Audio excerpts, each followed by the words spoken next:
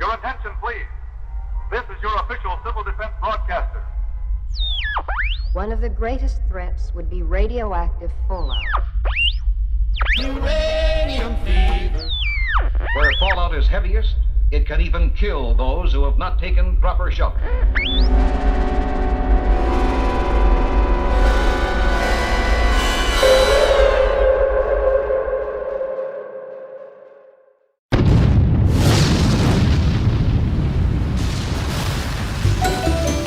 Broadcasting deep underground in a questionably constructed survivalist bunker is Dave CHAFINZ and Kenneth VIGUE, and your host, as always, Mr. Robots.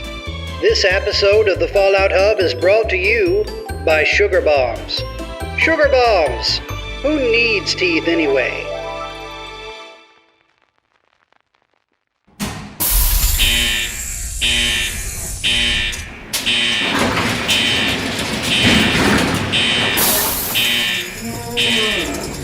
So if I take this, press this button, and then if I tap on the mic, maybe, well, I need to make sure that the signals are aligned.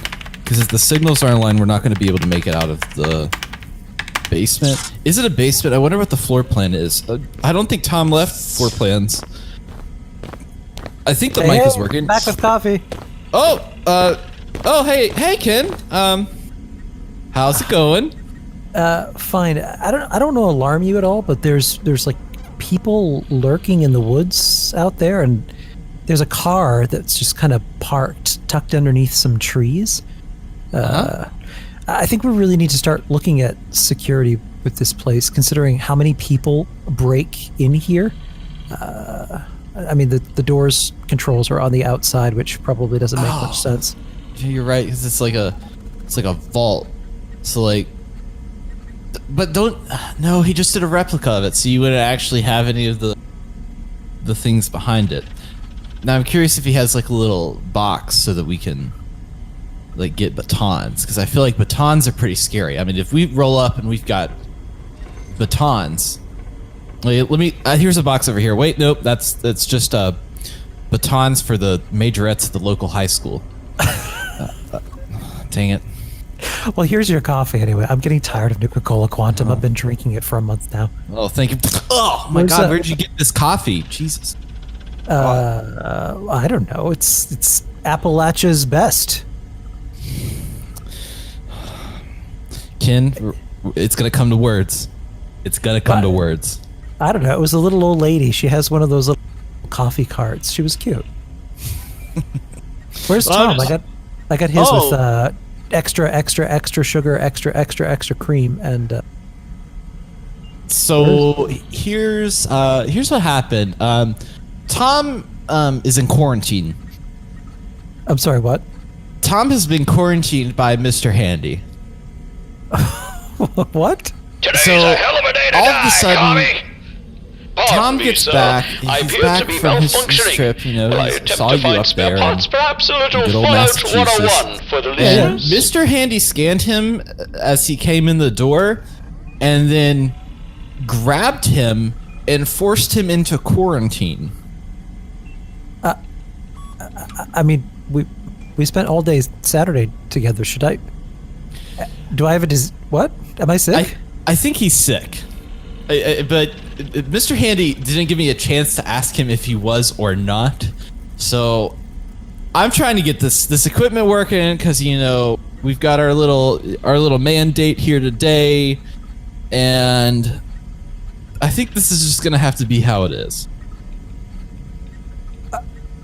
I'm quietly freaking out now. What if I'm sick? Oh, where is Mr. Handy? I haven't seen him yet.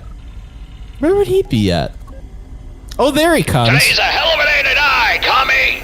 Pardon me, sir. I appear to be malfunctioning. It's so good to see you alive and well today. Oh God, he's got. Well, good to why see is he you wearing anyway. a surgical mask? Is he programmed to do surgery? Should we check on Tom? Oh, we probably should. But here's the deal. Let's just we'll just have a little conversation and wait, because I don't know if I really want to get near him You seem to be okay, just from what Mr. Handy is, I guess, talking about. So I think we just go ahead and roll into our normal broadcast and see if we can get it work. All right, if you say so. Okay. So let's hear some news. Telegram, news from Bethesda.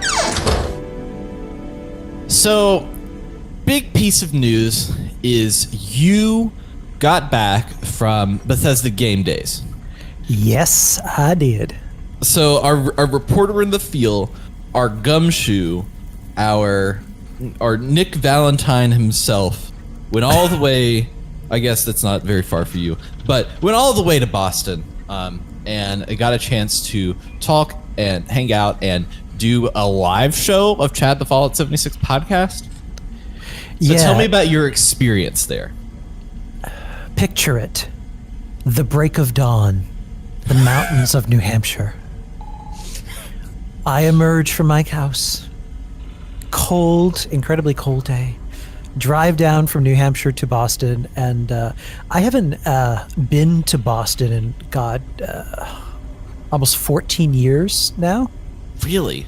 I mean, I have a pretty good memory, so I still knew my way around the city. It was at the PAX East was at the Westin Hotel Seaport. It's the Boston Convention Center. So I get into the city. There was no traffic that early. Since it was on a Saturday, that's what I was really hoping for. And immediately get caught up in typical Boston construction. So Siri and the nav isn't that fantastic at very small, like 1 or 2 block adjustments. Oh, yeah. Mm-hmm. So exactly being in this, like, so I'm getting, you got all of this traffic from PAX East, you got people getting dropped off, cops like walking people across the street. I circled the block like 3 or 4 times before I finally realized where the place was. I'm like, this is supposed to be a giant hotel. Why can't I find this thing? I ended up getting funneled into the PAX East parking lot, and then backed up down a one-way street. People honking. Then they saw I was from New Hampshire, and they said, "Oh, it's just one of those people." Eventually, found the Westin Hotel parking garage, which I had prepaid for. It's the weirdest, like, creepiest thing. The Westin Hotel parking garage is all underground, and there's like five sub-levels, and it's like really super compact. So I felt like I was descending down into the Metro game like sewers with like really tight hallways. I'm trying to drive the car down. I found this little cubby that I tucked it in. It's like the Metro from Fallout 3. Like when you're down in it, you're like, okay, wait, which line am I on? Where am I? And then, you know, because it's the city, and then, you know, I'm looking over my shoulder like, okay, am I going to get robbed at 5 o'clock in the morning here? Take the elevator up to and into the hotel, and just poked around. I saw where Game Days was going to be. There was nobody there yet. Everything was closed up. It was at an Irish pub and Laugh Boston venue. So grabbed some breakfast and texted the gang. All of the cast was there, but they were staying at another hotel along with the Bethesda people. Had a very light breakfast, but I was so nervous about the whole day because this is like 2 months of anxiety. My hands were shaking during breakfast. I was a nervous wreck. I treated you. Let's scroll back a few days. I had messaged you just because I kind of am more attuned to the inner workings of what's going on in your creative life than the average person, and I almost thought of it like, okay, I need to treat this like Ken is getting married. He's planning the whole wedding. So I sent you a message that was like the boilerplate message that you send somebody that like one of your friends is getting married, and it's like, hey, I know things are busy, but if you need anything, if I can do anything for you, you let me know, and I'll be able to do anything. Fully knowing well that probably 20 people have asked you that, but I just wanted to throw in my name into the boilerplate as like the goodwill that you do at like a Southern wedding where you're like, honey, if there's anything that you need, I'm happy to do it for you. And the bride turns around and looks at you like, I'm fine, thank you. Thank you very much. Because they're so stressed. And it was very appreciated. Like everyone kept checking, are you ready? Are you I mean, you should be nervous. And I'm like, I'm trying not to be, but you keep reminding me to be. Thank you. So I ended up finished breakfast, ran over, and the community manager that I've been working with Bethesda, it's one of those awkward things where there are people milling around and nobody kind of knows who they are. So he was standing like, I don't know, 10 feet from me, and we're talking to each other over Twitter without realizing who we are. So we had that kind of weird exchange, and then I'm like, what are you wearing? What are you wearing? So we meet, and that was great. Go inside, and we were going to be spending the whole day inside the venue. So we got to spend like the first 6 hours of the day in the space. Nobody else there, which is kind of super cool to be backstage seeing all that stuff. So they showed me around the venue. They had a whole section set up for Wastelanders with all the computers. He explained how that worked. Took me back to the green room, which, you know, when you said, let me walk you back to the green room, I pictured like, you know, nice curtains, some wallpaper, maybe some nice magazines, some green bowls of M&Ms, you know, complimentary massages, that kind of thing. It was just like a closet that had like stuff thrown in it in boxes. There was the Doom helmets and the Doom guitar, which was kind of cool. And then a whole bunch of stuff that was actually signed by developers that I'm kind of thinking to myself in the back of my head, is there any way that I could like stuff this in my bag and people wouldn't notice? Like you know, I'm just imagining you like alone, and it's like 7 a.m. and you walk into a room filled with Doom helmets. You're going, it's like that little dog in the meme with the house on fire, and he says, "This is my life now."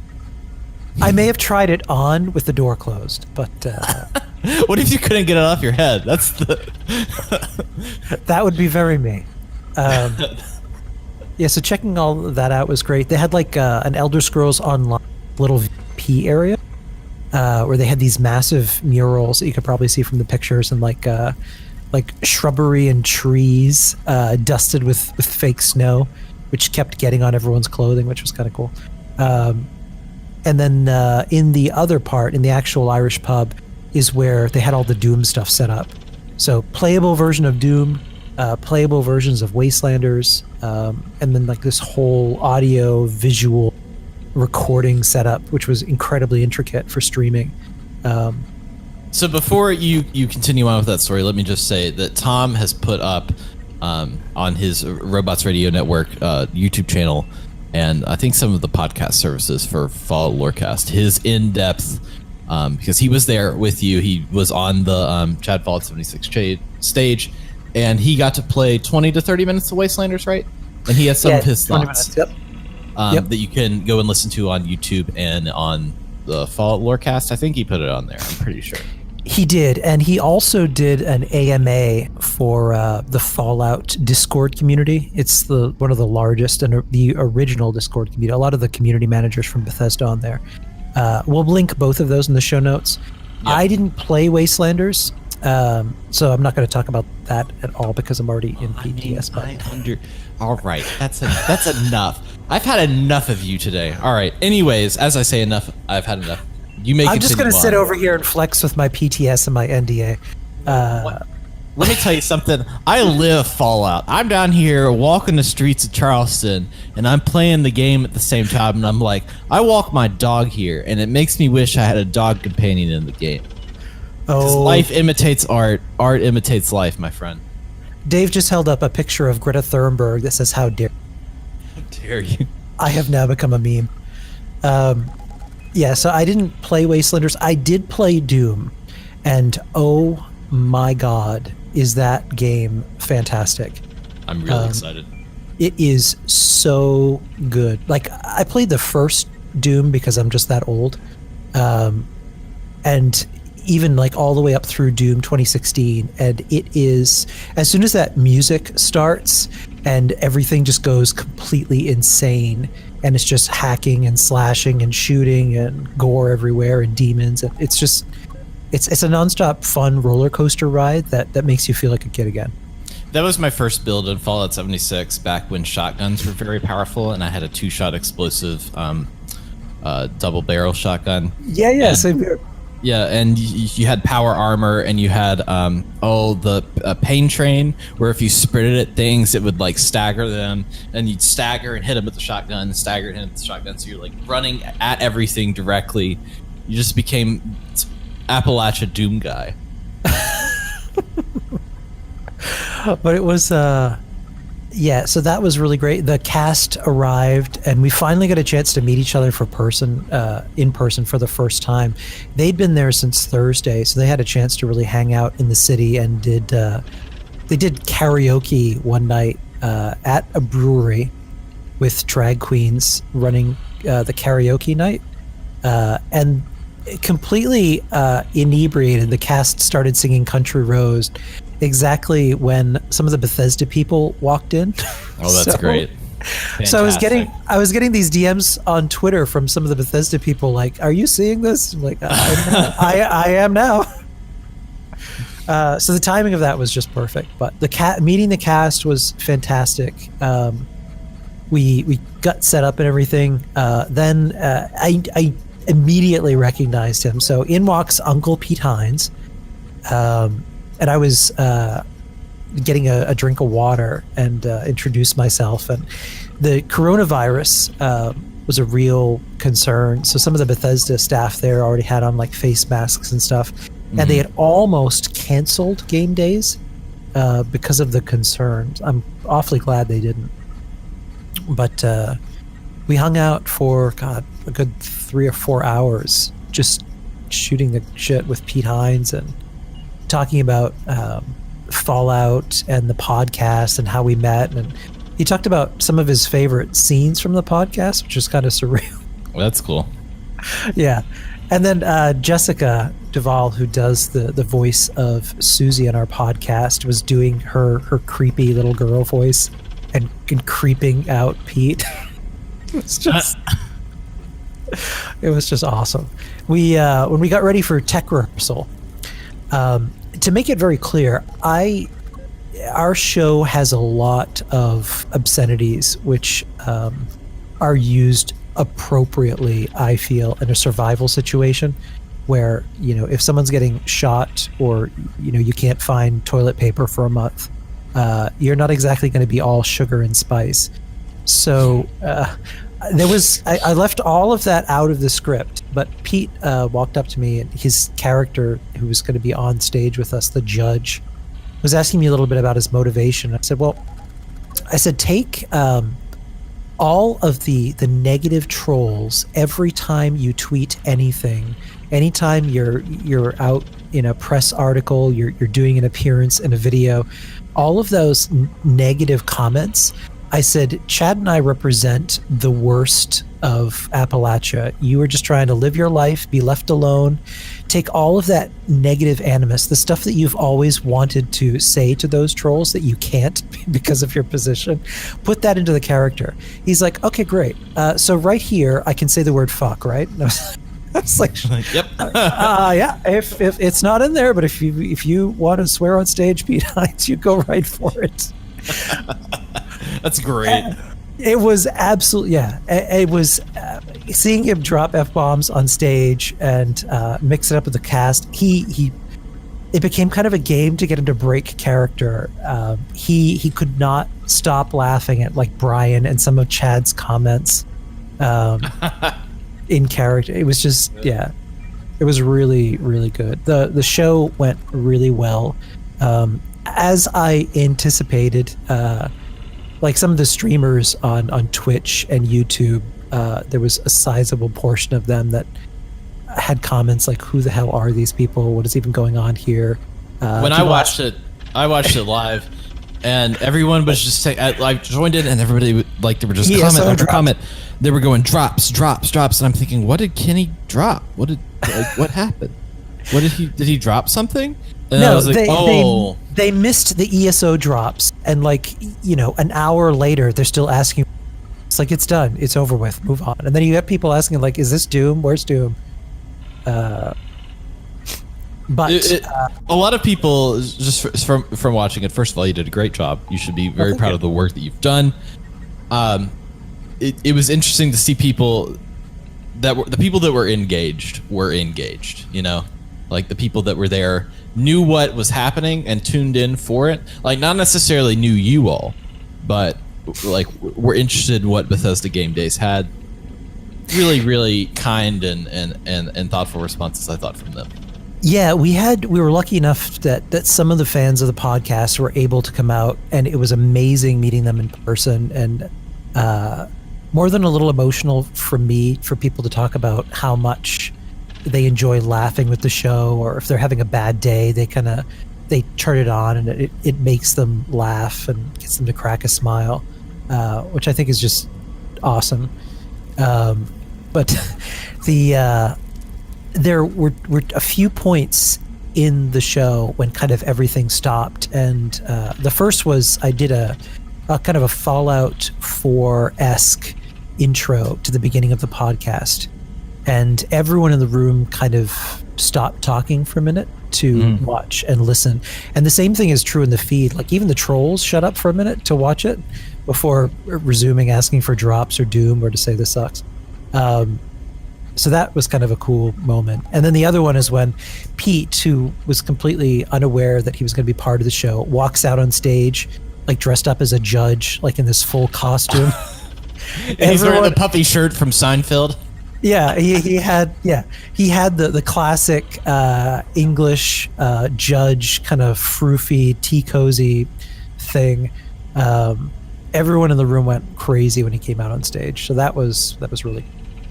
Afterward, we hung out, and I met a whole bunch of people. I spent most of the evening actually talking to Juicehead. We had a really awesome conversation talking about the game, and we met a few different people. The modder from Sky, created this Sky Oblivion mod, was there. I'm familiar. Yeah, which is an awesome mod that you should check out. It was all just, the whole thing was just very surreal. That's good. You kind of have this behind the scenes knowledge of the event itself. So, like, seriously, go and I can say this that's not involved particularly with it. Go and watch that live show because it's a lot of fun, and it's a good entry point if you kind of want to get to know the characters and maybe have never listened to Ken's podcast. It's a good place to start. And then you released all these like little mini-sodes and got all these people together to do holo tapes. You really pulled off a great production. I'm very I don't know if proud is the right word because I'm not your dad, but I'm very proud of you in that regard. Why won't you notice me, Dad? I find your performance adequate. I do have to say, Bethesda worked very closely with me on promoting the hell out of this, like supporting us, dropping us in the Inside the Vault article, retweeting a whole bunch of stuff. There was an article that Alex from Forbes had written, which was super helpful. So they reshared that, and we just went on the hype train, creating a whole bunch of teasers and lead-ins to it. So we ended up getting a bunch of people watching at lunch, which was awesome. The net result of which, and crazily enough, this audience base of the podcast doubled in the last 30 days since we'd first launched this. It's just kind of insane. That's great. So you had a fantastic time doing all of the Chad stuff. We're all very happy for you. But a lot of what people tuned in the first day to watch was the panel that the developers and minds behind Fallout 76 gave. Yes. So we have both watched that. Tom obviously has more in-depth stuff, but they were able to show off and talk about some of the gameplay with the Wastelanders update. Mm-hmm. So one of the first things, and like I had spent, so when I first did Vault Boys WV, I had spent a lot of time like poring over trailers, looking for context clues, looking for things that could mention this or that, or like little pieces that could be a reference to certain things within West Virginia history or within Fallout in general. So they start the character in the vault and are kind of talking about that. But they come out and they have the sign for the Wayward. What is it called? Is it just called the Wayward Inn? The Wayward. Yeah, either the Wayward Inn or just the Wayward. I can't remember. They have a sign and it's like advertising what it is. But at the bottom it says all kinds welcome. And that's a very, I pointed that out. I pointed this out and just watching it. It's a very specific West Virginia thing for businesses. Like if you go to any business, generally any restaurant, any kind of like place that's like out in the city that has like a following, you're gonna see pictures or stickers that say all kinds welcome. That's in the little shape of West Virginia. Yeah, so I thought that was kind of a cool shout out almost. Yeah, like until you pointed that out, I didn't know what that was or even paid attention. I didn't even notice it until draw my attention to it. There's this culture here that is particularly, you know, and I say this as like a city person, but almost like keeping West Virginia weird and open, similar to, not to the level that maybe like a place like Austin, Texas has, but almost like being accepting of all kinds of people because we're all kind of out here, you know, wastelanding it in West Virginia. But I just thought it was nice. That was kind of my first takeaway. But then they go down and they're talking to people and they're showing all these dialogue options, which first of all is cool to see that and cool to see it in their like design, more like old school Fallouts, like particularly even Fallout 3 and New Vegas, but even, I mean, with the focus being on the face and the character, I mean, that's really taken from Fallout 1 and 2. Right, yeah. The dialogue options, though, were interesting to me. Not only did they have dialogue doing, like, having really good charisma or having a lot of strength, but having under the amount, so, like, you can sound like an idiot if you have low intelligence. Yes. Which I think is like that's like, to me, that's like classic Fallout, because that's what you do is you make your character with intelligence of 1 and then you just go around and you're like, hammer hit good. So they showed off a lot of the dialogue. They showed off this Wayward Inn and kind of this interaction with I think a Duchess and Mort, which you can't get more West Virginia than those two names. No. Duchess and Mort. When you see them, they kind of almost have this like in and out of focus thing where they're doing something, but in that particular location, you can see a lot of the work that you put into of updating. What they said that it's updating the lighting, but it really looks like the graphics have kind of gotten better of how the whole game looks. Yes. I don't expect you to comment particularly on that, but I thought it was very cool to see. They showed off some of the settler settlement of what's the name of it? The Foundation.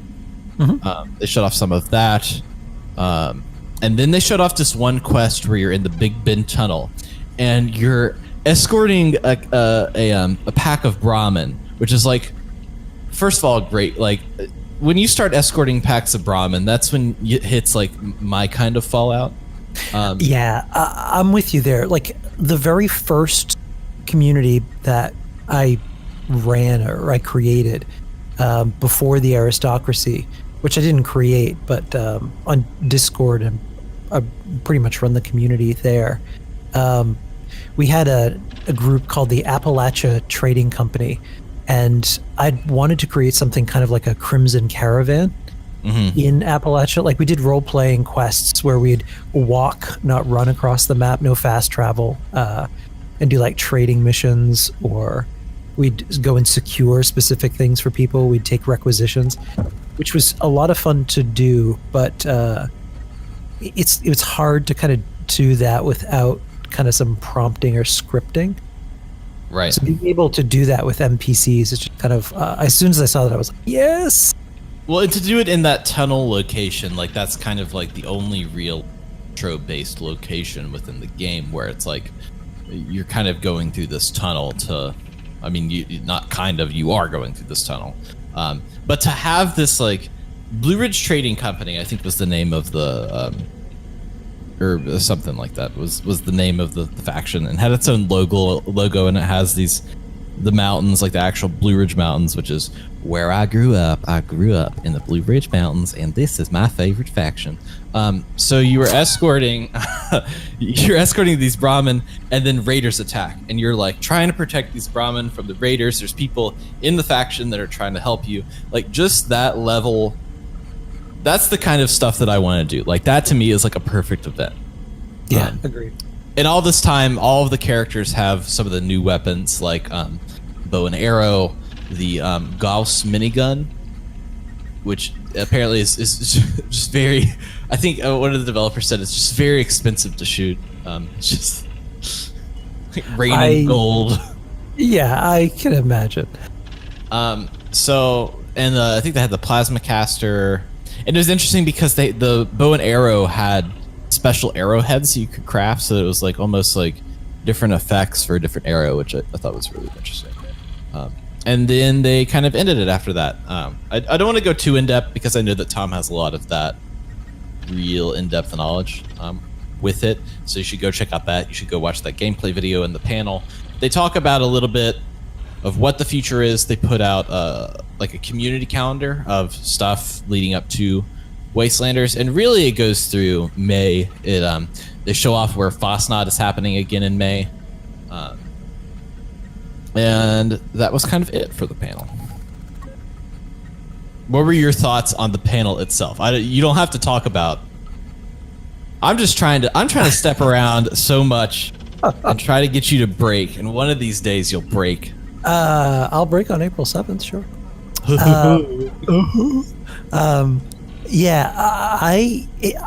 If anything, just for me, I wish I would have been there a day before, because I would have given anything to meet Jeff Gardner and Nate Perkypile. Jeff Gardner is the project lead for Fallout 76. Right.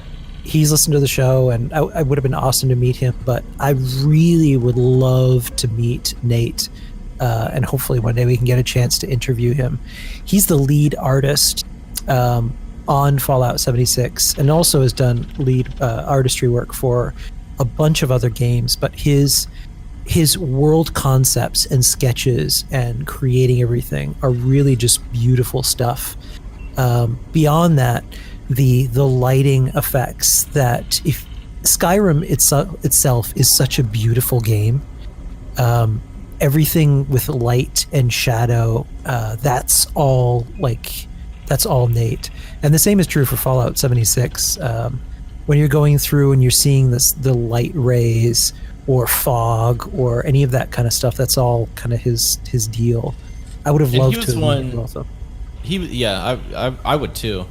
He was one of the people that is most interesting to me because just from people that went to the Greenbrier event, and there was one particular West Virginian who went that was asking about like how did they get so much reference material, and Nate was there, and he said that he went out and did scouting for several weeks in West Virginia, just like taking photographs, going through places, meeting people, and it's like that's the kind of story that I would love to hear. You know what? And there's if that was never recorded or documented, that was a massively missed opportunity, because like a production journal of how a game would be made. From Fallout 76, seeing like them from the very beginning, Nate going out and sleeping in motels, meeting people, ending up down dirt roads in Appalachia, like trunking through the woods trying to get an idea. Like that whole story would be absolutely fascinating to see. And it's very evident from somebody that has lived here and has done that for most of his life that there are nods in the game that really only locals would be able to get, so that this person has had experience with, like, has been not only been going and looking at things, but has been asking questions to the people who really know their stuff. I find it amazing. Yeah. Anywho, I've got two more pieces of news. I am so happy about the Bethesda Game Days stuff. Have you ever actually tried any of the sugar bombs in the vault before? Aren't those cases like 15 years old now? I've never had 15-year-old cereal. Well, I can't. Is it the kind? Because I know that there's the kind that doesn't, quote unquote, go bad.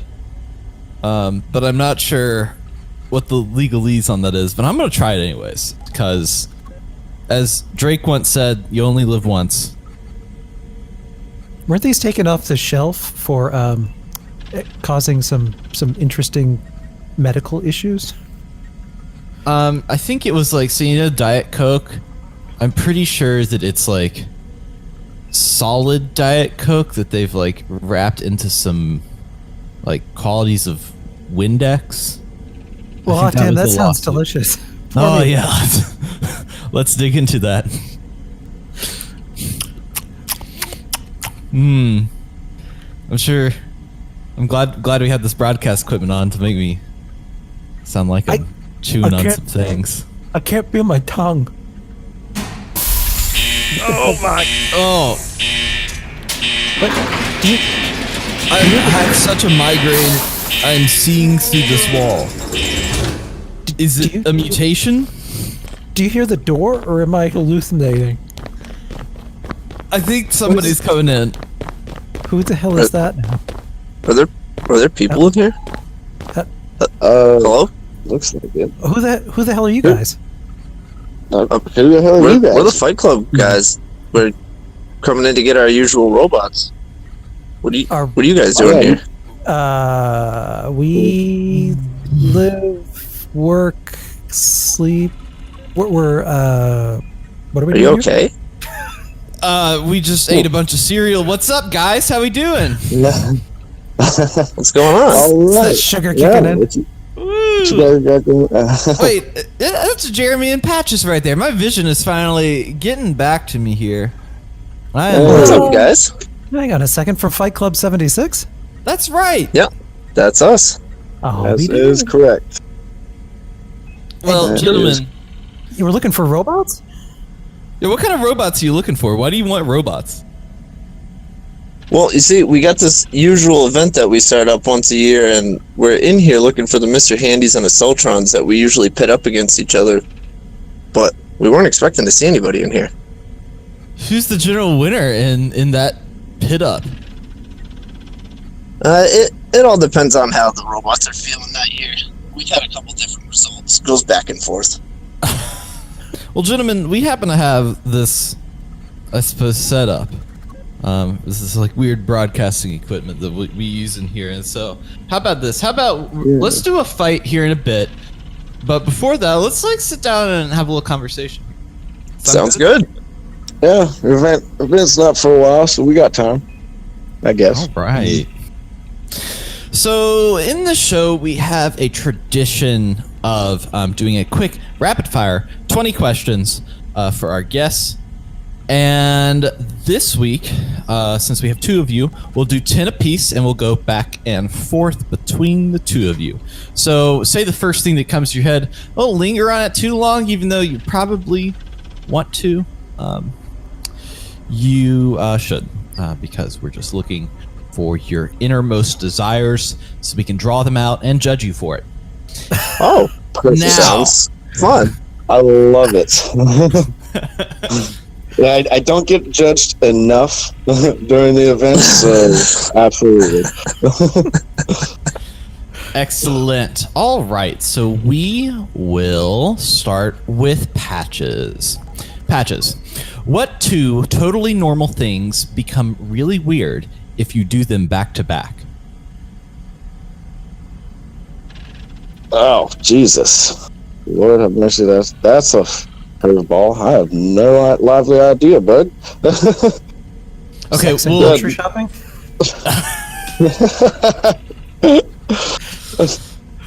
Oh, gosh.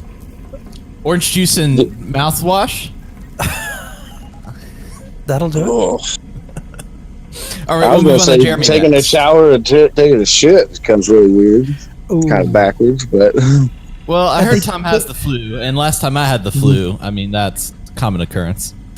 Yeah, I suppose in that scenario, that's a likely... For convenience, Like they do event. have those. They have those campers that have the shower that also is the bathroom, which is really weird. I'm familiar.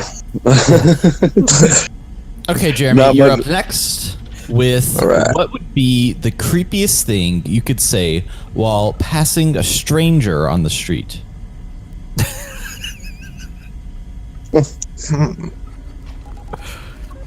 Nice hair. But in a really creepy voice. I don't know. I can't really think of a good creepy voice to do with it, but Nice something hair. along those lines. Yeah, Yeah. It's all in the delivery. You It all smell depends like on where you purple. point when you say that. Yeah, that is a good aspect to it. All right, Patches. What is something that you recently realized you were embarrassed? Excuse me. What is something that you recently realized that you are embarrassed you didn't realize earlier? Well, I would just probably say the most common thing with everybody, zipper down or something. Nothing too crazy. I don't know. I rarely get embarrassed, to be honest. I take things in stride, so that's a tough one for me. I still remember from the second grade when somebody told me and asked me if my zipper was afraid of heights. So I hold grudges. Let's go on to Jeremy now. What are some fun and interesting alternatives to war that countries could settle their differences with? Rock, paper, scissors. That would be a fun one. Excellent. All right, Patches, what would be the best name for different types of businesses? Dry cleaners, amusement parks, etc. What would be a great name? Like an awesome but also terrible name for a For business. a fish and tackle shop, you can call it the Master Bait Shop. Fantastic. Yes. All right, Jeremy, you're up next. After that one, God. What would the world be like if it was filled with male and female copies of you? Oh God. I don't think the world would last very long. It would probably go into complete disarray pretty quick. All right, Patches. What are some things that are okay to occasionally, but definitely not okay to do every day?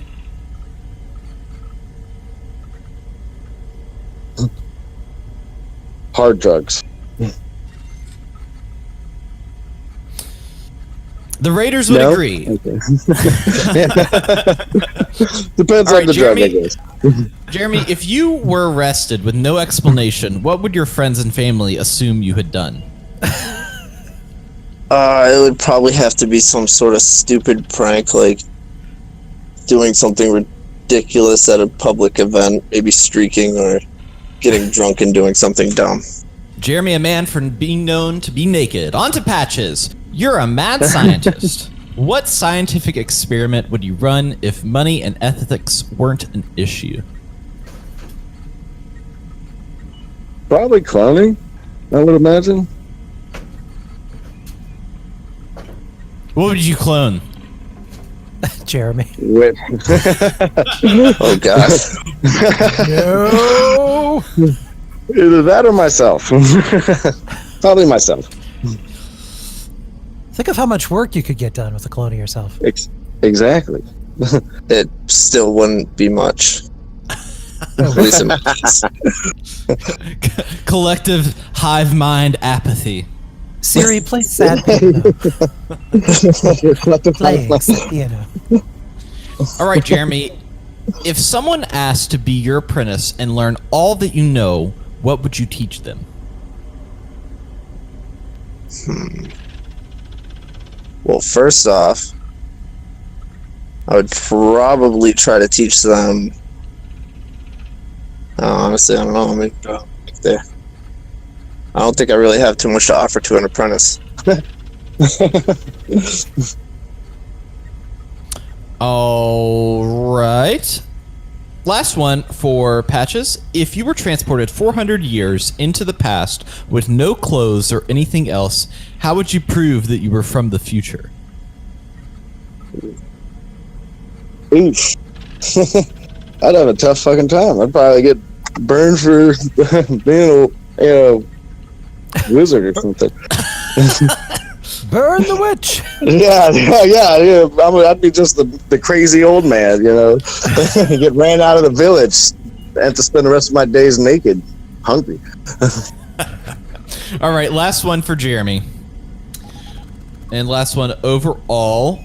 All right, what would be the coolest animal to scale up to the size of a horse? Size of a horse. I would have to say a ferret. To see a giant ferret running around, stealing things, burrowing in holes, that would be kind of terrifying, but yeah. Ferrets are fun. Slightly adorable. You got cut off there. What was that? What was that? I got cut off? Yeah, the name of the animal I didn't hear. Oh, it was a ferret. Oh, yeah. Are you gonna get him one of those like giant balls to like roll around in, or like tubes? Like, would they just like live in storm drains and like go through sewer systems and just like all of a sudden probably something like that. Just go to town. I fear that if you got them with one of them big roaming balls, that it would just destroy everything in its path. At that point, it's a that kaiju. sounds like an apex. It sounds like an apex predator type of thing almost. Like it would eventually need meat to survive. We could add that. We should add that. Get them to add that to Fallout 76 and be like, we need a mega ferret. Oh, Immediately. as long as I can mount it. Yeah. To battle. Well, gentlemen, that is all we have for our questions today. But we probably have more questions for you. But guess what? You unknowingly took our version of the GOAT. Ken, would you run those results back to me and tell me what our gentlemen have been assigned as their roles? Fantastic. Well, it looks like Patches is going to be running a trap base that is a grocery store and strip club. Wow. Sounds fun. Okay, so let's go to that. I am running a trap base that is also a strip club. A strip club? Yep. Okay. Sounds And good. a grocery store. And a grocery store. Yeah, it's you get everything you need right there. Pretty much. Jeremy running these results through. Oh, he's going to be an overseer. Oh, Wow. responsibility. Look at that. Let's start cloning him. That would be great. Jeremy. Gary. All right, gentlemen. So let's start with this thing that you all do called Fight Club 76. So when you were first playing the game Fallout 76, what was kind of your takeaways from your first impressions of that game? Because I know that both of you were kind of there in the first launch of everything. Patches, you can start. Yeah, I was excited about the game, honestly. And it was everything that I thought it was going to be coming out in the vault. It was exactly what they, in my opinion, what they had advertised it as. So, I was thrilled about it. Loved everything. I missed day one. I missed beta, because that was when the game was, I felt almost at its best. I'm close to it. So I had a good feeling, a good vibe about the whole thing. Jeremy, what about you? Yeah, I mean, it was funny because I had a few friends that live in my hometown that started playing the game with me, and it didn't really take too long till they got frustrated and everybody kind of called it quits. But I kept playing, and it was funny going onto the Facebook groups and actually seeing Fight Club for the first time, and that actually introduced me to the community aspect of the game, because prior to this I had never really been a part of a community in an online game, so I didn't have like a bunch of online friends. So it was just it was weird to see it go from having a couple friends that I'm playing an online game with to just me for a couple weeks to meeting Fight Club and then really exploding and finding everybody in the community, all the different aspects that the game has provided and allowed people to create.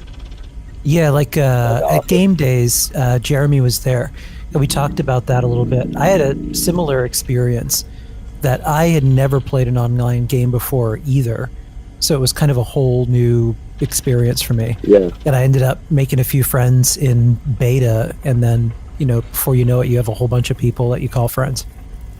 Yeah, it's definitely crazy. Never experienced anything like it in any game that I've ever. It was a truly different experience altogether. You know. So Patches, what would you say? So you're going through, you're playing this game. What inspired you to bring this kind of, I guess, Fight Club concept, like just the concept itself, into the game?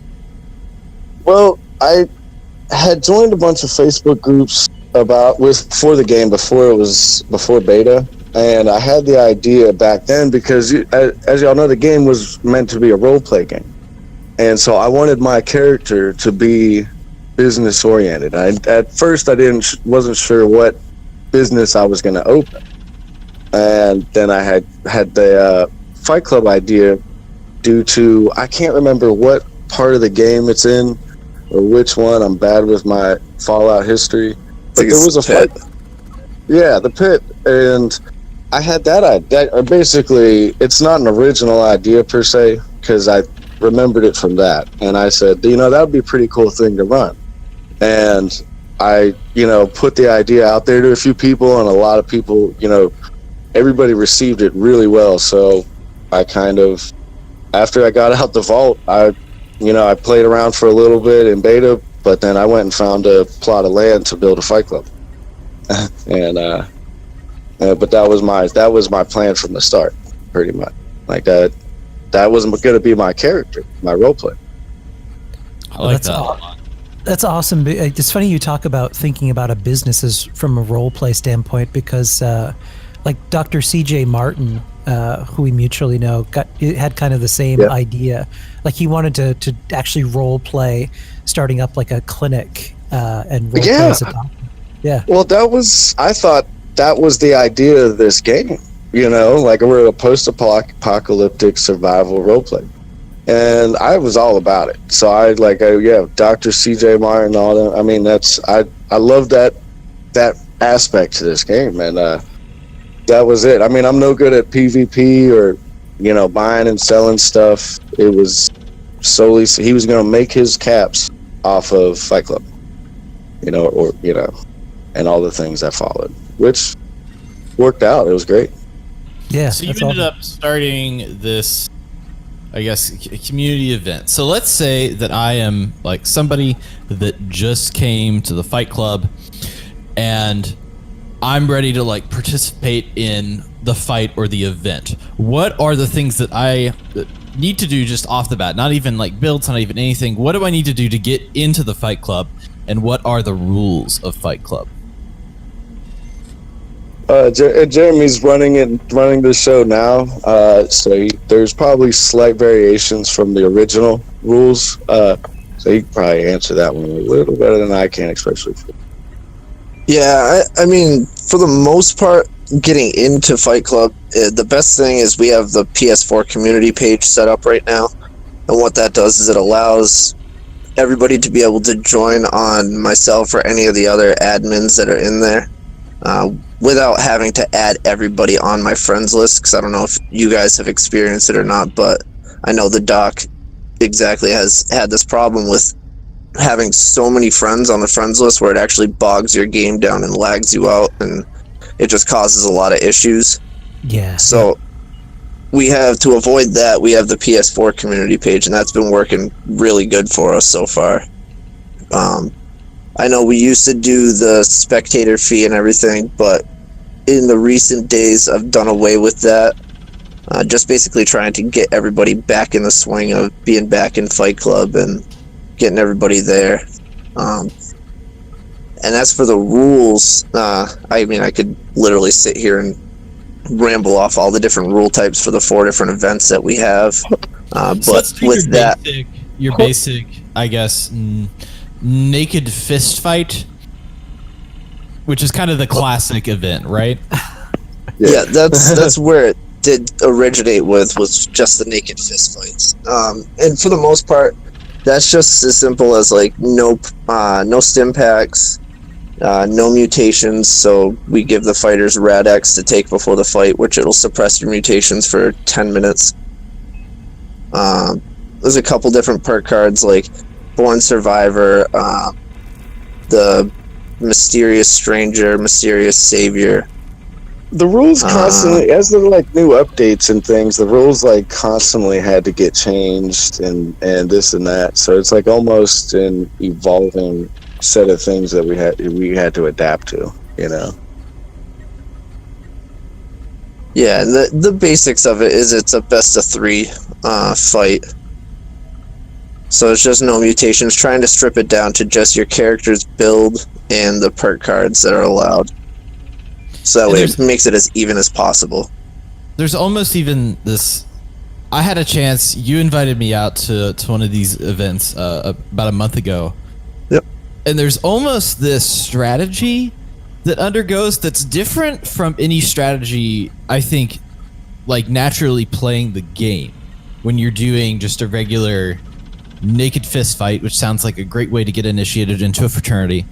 When you're doing that, there's almost like this. You're psyching people out. You're trying to get behind people. You're trying, like, you're not just going full force. If you just go full force and just try to, like, if you're just focusing on punching the other person, you're not going to win, which is what I did in my first round, and I lost. Yeah, a lot of it actually comes down to, you know, being crouched and not being able to be VATs. A big thing that I tell a lot of people is always try to get, like you said, on the backside. If you can get on the backside and get a couple hits in without them also punching you in the face, that gives you a good advantage there. So yeah, strategy is definitely a big part to the fights. And the more people come out and see the fights and participate, the more you see people morph into being better fighters and understanding how the fights actually go and what they should and shouldn't do. Yeah. So you all have kind of come up with an idea for almost a build specifically for Fight Club. What kind of perks and stuff or mutations, or well, I guess there's no mutations when you use the Rad-X. How would you build that? How would you go about like building up a character specifically to fight in the Fight Club events? Oh, well, it's definitely a high strength, agility and luck build. Mm-hmm. And a lot of the perks that I used, I mean, I haven't fought since I started taking charge of Fight Club, but back when I was fighting, definitely like Iron Fist. I know anything like dodgy, trying to avoid taking damage or building your damage resistant up. Like Junk Shield is a good tactic. I mean, it's a lot of plug and play, because even like Patches said, as they update and different perk cards become more useful for things and they tweak things, you know, you can slightly change your build. Recently, I know people started using Escape Artist, because when they crouch, it brings that quick little chameleon, and it will break the ability to VATS for a second, so that you know, gives you that quick second advantage of not getting VATS. Bastards. I love it, man. Yeah, there's a couple people that are going to be mad at me for mentioning that, but I want to see these fights get more interesting. So, oh man, I remember when Born Survivor came into play. It was like a loophole that nobody knew about, and I can't remember his PSN, but he caught on to it, and because the rule is no stim packs. Well, Born Survivor came into play, and everybody accused him of cheating, and he's like, no, I got Born Survivor. At the time, it was a totally legit perk card. Wasn't banned at that point in Fight Club, and I was like, you know, that's it. I can't ban it now for a little while, anyways, because everybody knows about it. I want to be fair, but I loved seeing how exactly like you say, the strategies would always evolve and, you know, change up, and people would, you know, have to adapt and learn basically if they wanted to, you know, kick ass. So is Born Survivor banned now? Is it like a thing that still goes on, or is it? Yeah, it's banned still. Any stim packs in the fist fights, whether it's naked fist fight or power armor fist fights, there's no stim packs, especially with the power armor fist fights, because we'd be sitting there for 15 minutes per round. Yeah. And so what are these other, I suppose, events that you do? Like outside of the naked fist fight is your bread and butter when you're talking about getting together with a bunch of people online. You just love to get naked and fight and punch each other. What are the other things that you get up to in this fight club? So we have also the non-legendary armor and non-legendary melee weapon fights. And I do have like a bunch of non-legendary armor and weapons made, so I always have loaner stuff for people. But that follows basically the same rule set, except the only difference is you're allowed 3 stim packs per round. Because you can, with the right build, people can get you down pretty quickly. Mm-hmm. Then we also have the power armor fist fight, which is starting to really become a fan favorite. Those are awesome fights to watch. It's very rock'em sock'em robot. I love watching that one. Yes, so what's the rules of the power armor fist fight? I know that there's like, isn't there something like strange that you have to do? Well, not really. The only things that are banned, I mean, it follows the naked fist fight rule set. The only things that are banned are like the reactive plates and the Tesla coils for the chest piece. Oh yeah. But as far as like the bloodied knuckles go, or any of the other mods, we haven't run into any issues where we see that we need to ban anything right now, so they're all allowed. But yeah, those are fun. We originally started trying them out without having fusion cores to see if that might have made it a little more entertaining, but that just slowed the fight down when you're watching these two mecha suits slowly truck at each other. And it takes 5 minutes to get the first swing in. So, I guess a question really for both Patches and Jeremy is more toward on Patches' end. What was a way that when you were first starting off, I know you said Facebook, but to get people interested in coming into Fight Club? I don't want to say spamming, but just I try to think of like commercials or ads, completely oriented around being in the universe of Fallout, and just sharing those to the groups, kind of getting the word out, lots of pictures, and different aspects, bringing something different to the game that nobody else was like gambling. I think that was a big part of it.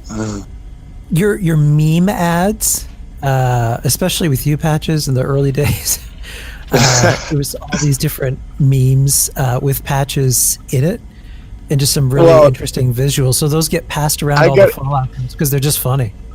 I got to give credit to Jeremy for those. He was the mastermind behind a vast majority of the Fallout 76's meme game. He did great work. Jeremy mastermind. Yeah, Jeremy is actually the meme lord of Fallout, period.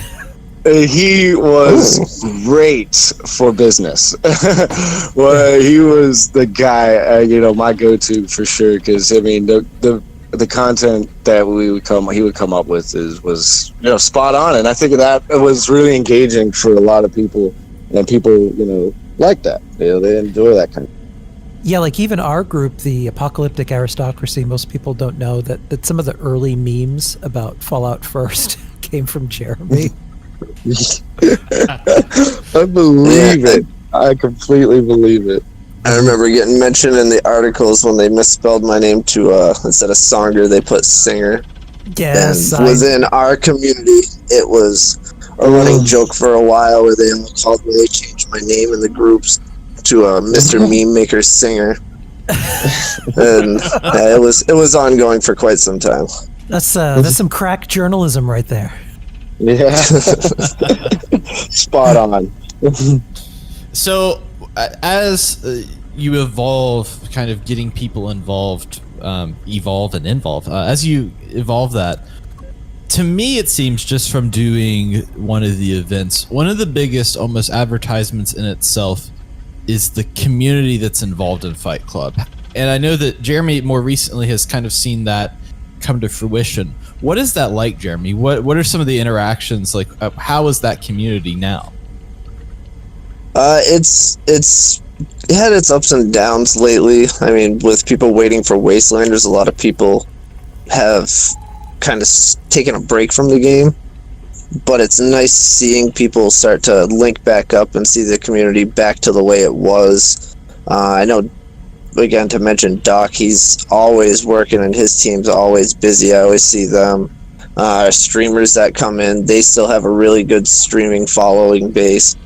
I know Virtual Papa usually brings like 2 or 3 of his followers in, and it's constantly getting more people in now, and that's what I've noticed with the community. The way it is it's more new faces as opposed to the same old people, but with all the new faces coming in, they're still going to all the different aspects of the community, so I'm watching all the different areas still grow at the same time, and it's great.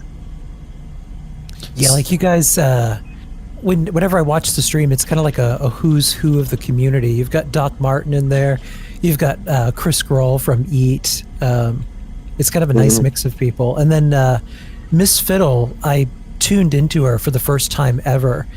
If you ever get a chance to watch her on Twitch, she's just amazing. She'll play fiddle music like properly to the match, and she's exceptionally good.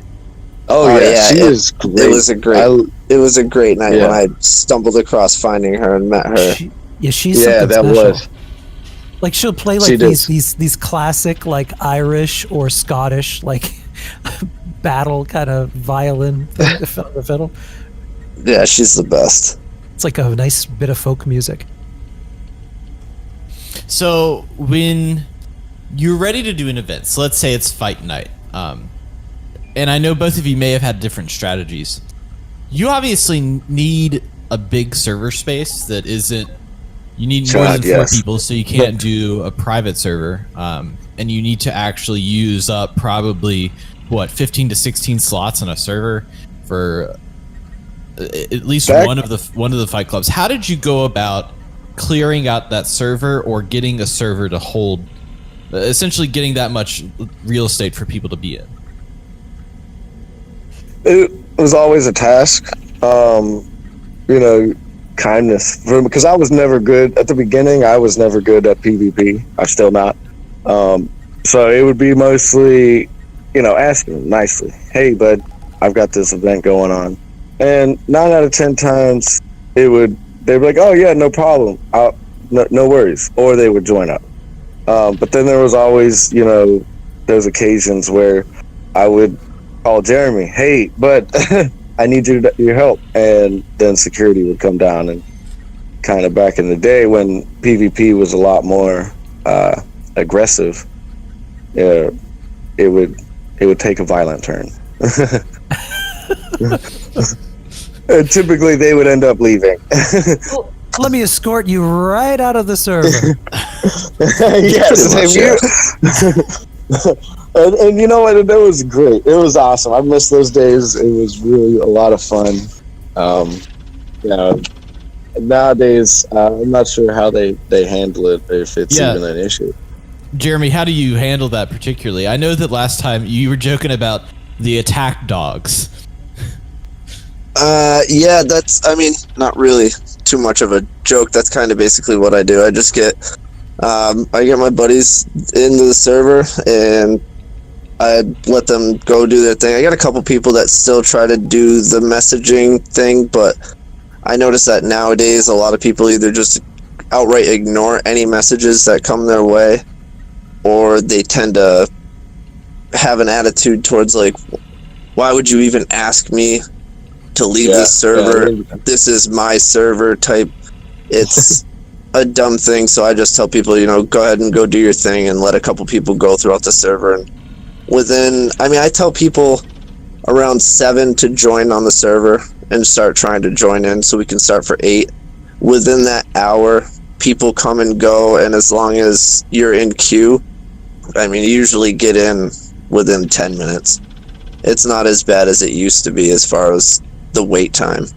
That's good.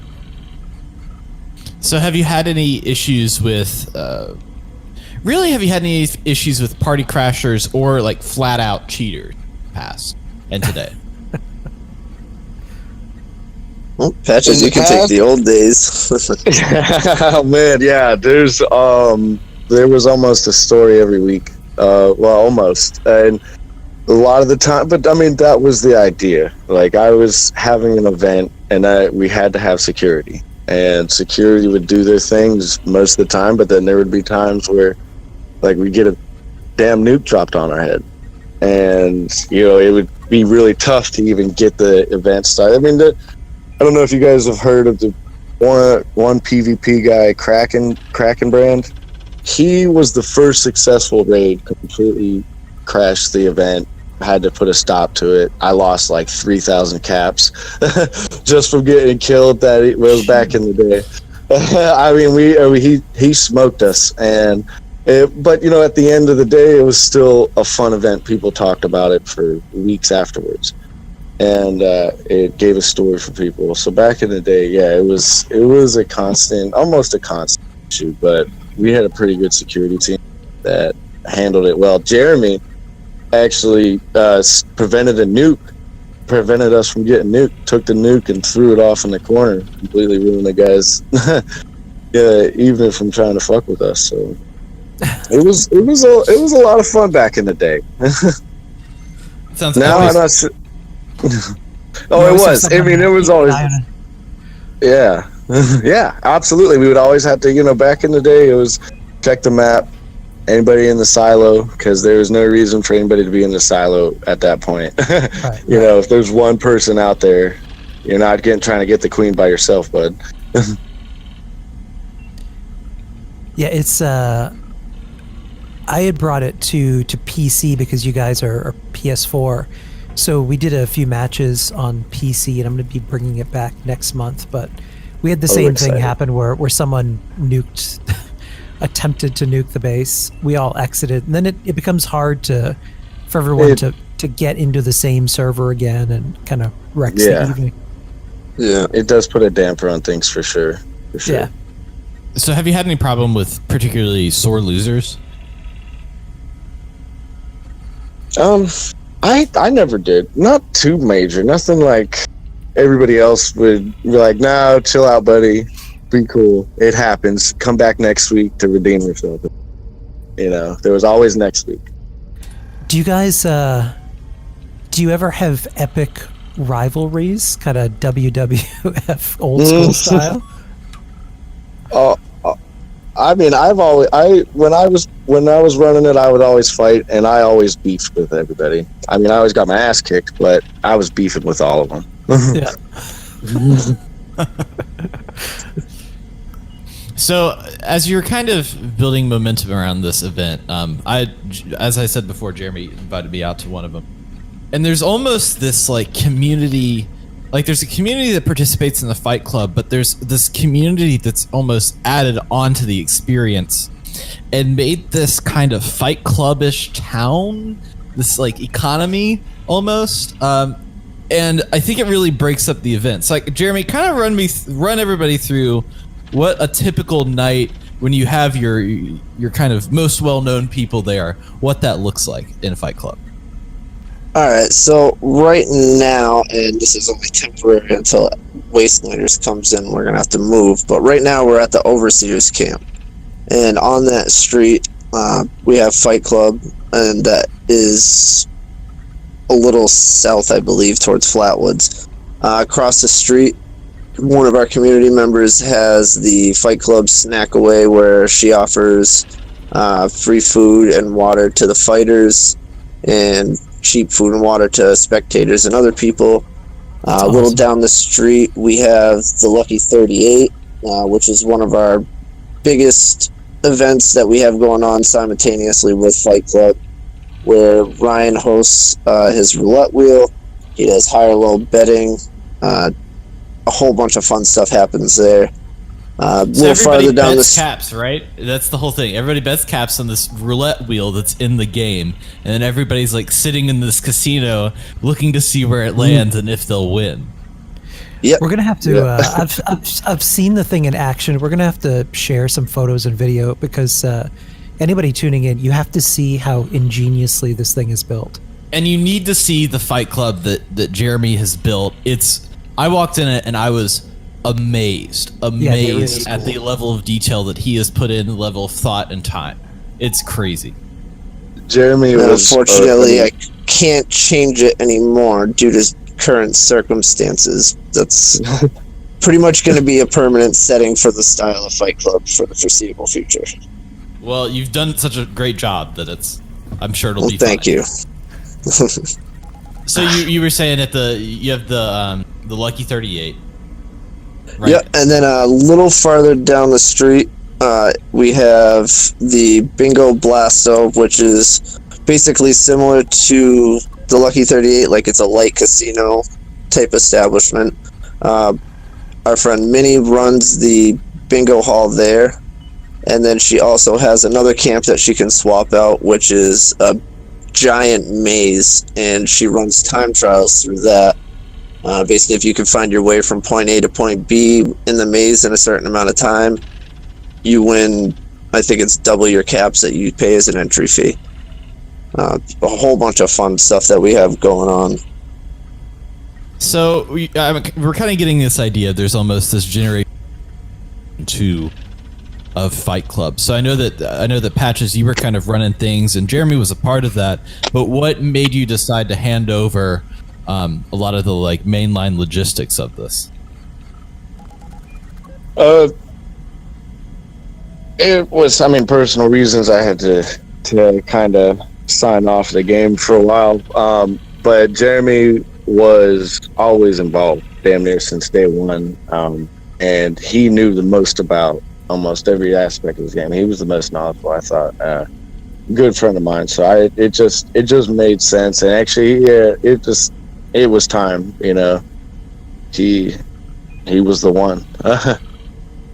And I knew he would do a good job with it, take it off, do what it needed to be done to keep it going. Because at the time it was kind of falling off. I wasn't keeping up with it, and it just made sense. It just made sense.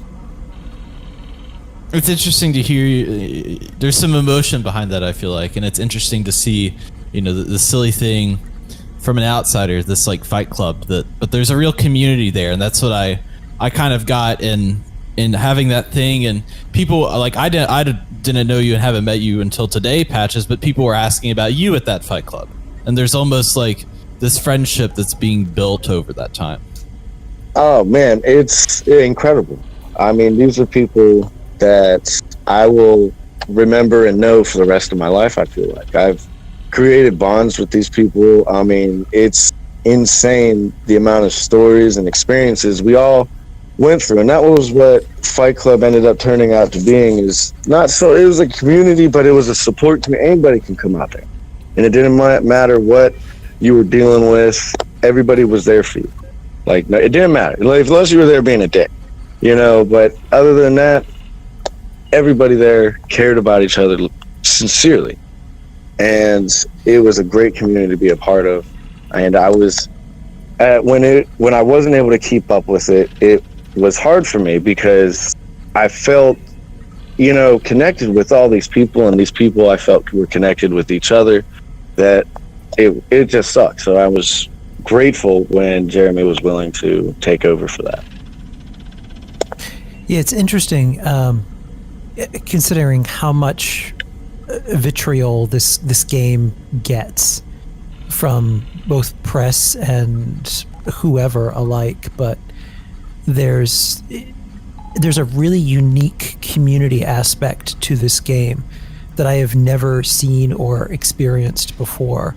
It's extremely unique, and I think if people open themselves up to just, you know, maybe not focusing all the time on PvP or building connections with people, or even PvE people who in traditional Fallout games just want to play this as a single player experience, I think either one of those kind of polar opposites, you're missing out on what the real meat is to this experience, which is meeting people like you guys and having these really unique experiences. Yeah. Yep. Absolutely. So as we, I guess, look into like the future of the community and look into the future of Fight Club, Jeremy, what would you like to see event-wise come out of it? Well, one thing that I would be super grateful to see would be bigger private servers.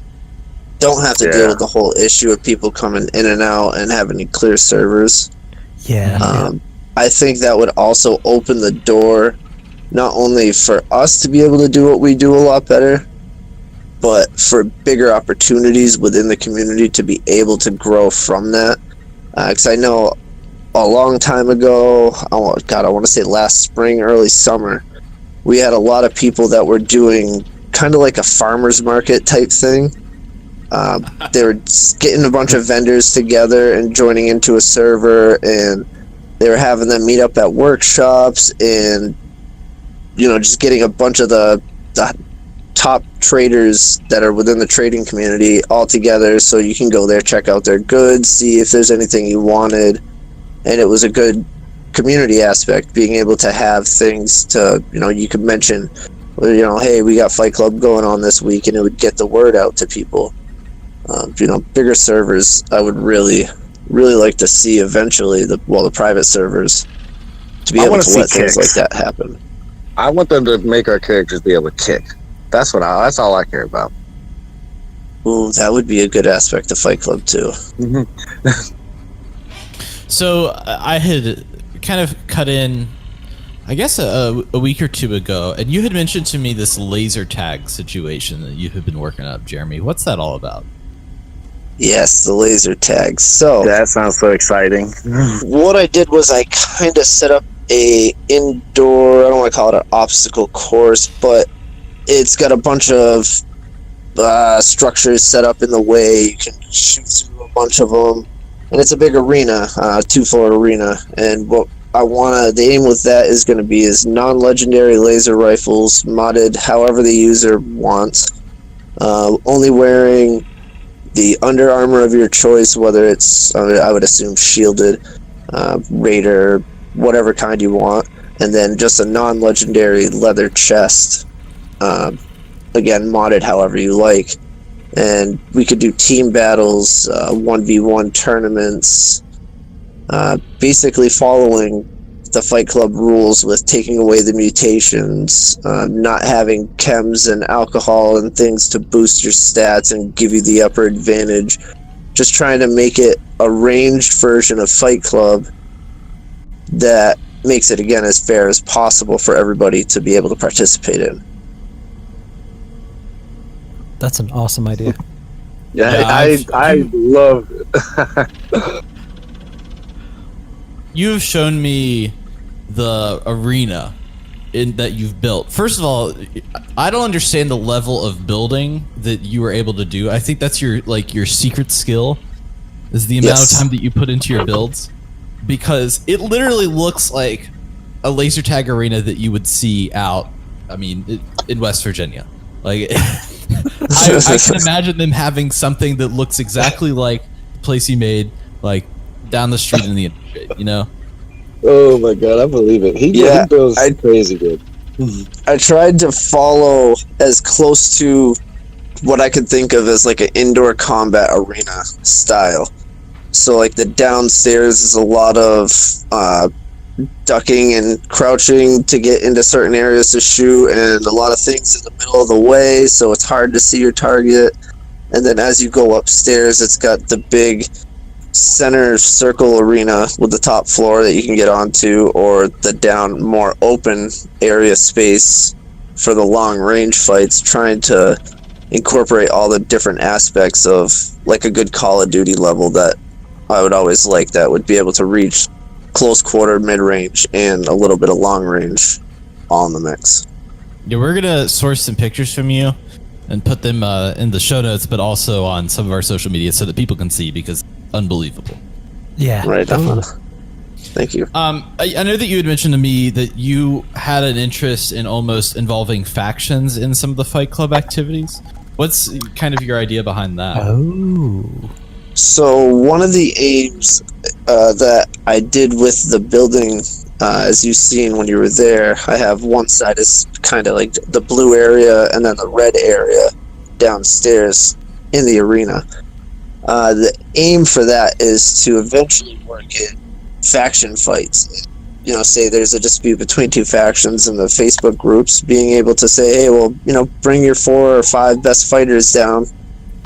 Let's have a, you know, faction fight where each member of each faction would 1v1 in the arena, and then the faction with the best win-loss record at the end would come away victorious. So you wouldn't necessarily have to win your personal fight to win overall and be a winner. If you lost your fight, if your team still wins, you're still a winner at the end of the night. That's very interesting. Because that would, I mean, I'm like racking my brain through the amount of groups that are out there that would be interested in something like that. It's a good deal. There's, it's unfortunate because I personally am not a fan of PvP, but within our own group, we've done friendly PvP nights where we've done, like we did a Thanksgiving event at the fort where people dressed up like turkeys and pilgrims and went to town. That was kind of fun. I'm all about the quirk. But it was interesting. I was watching a video the other night from Juiced actually, and it was talking about some of the content that was cut from 76 in the early days that's still kind of there. And there, in the early days, had been planned like a team deathmatch where 2 teams could go into an area to fight. And I think that would have been a really interesting way to do PvP, and maybe more of a positive, fun way than just, you know, griefing people at workshops. Create a little bit more of a fun challenge.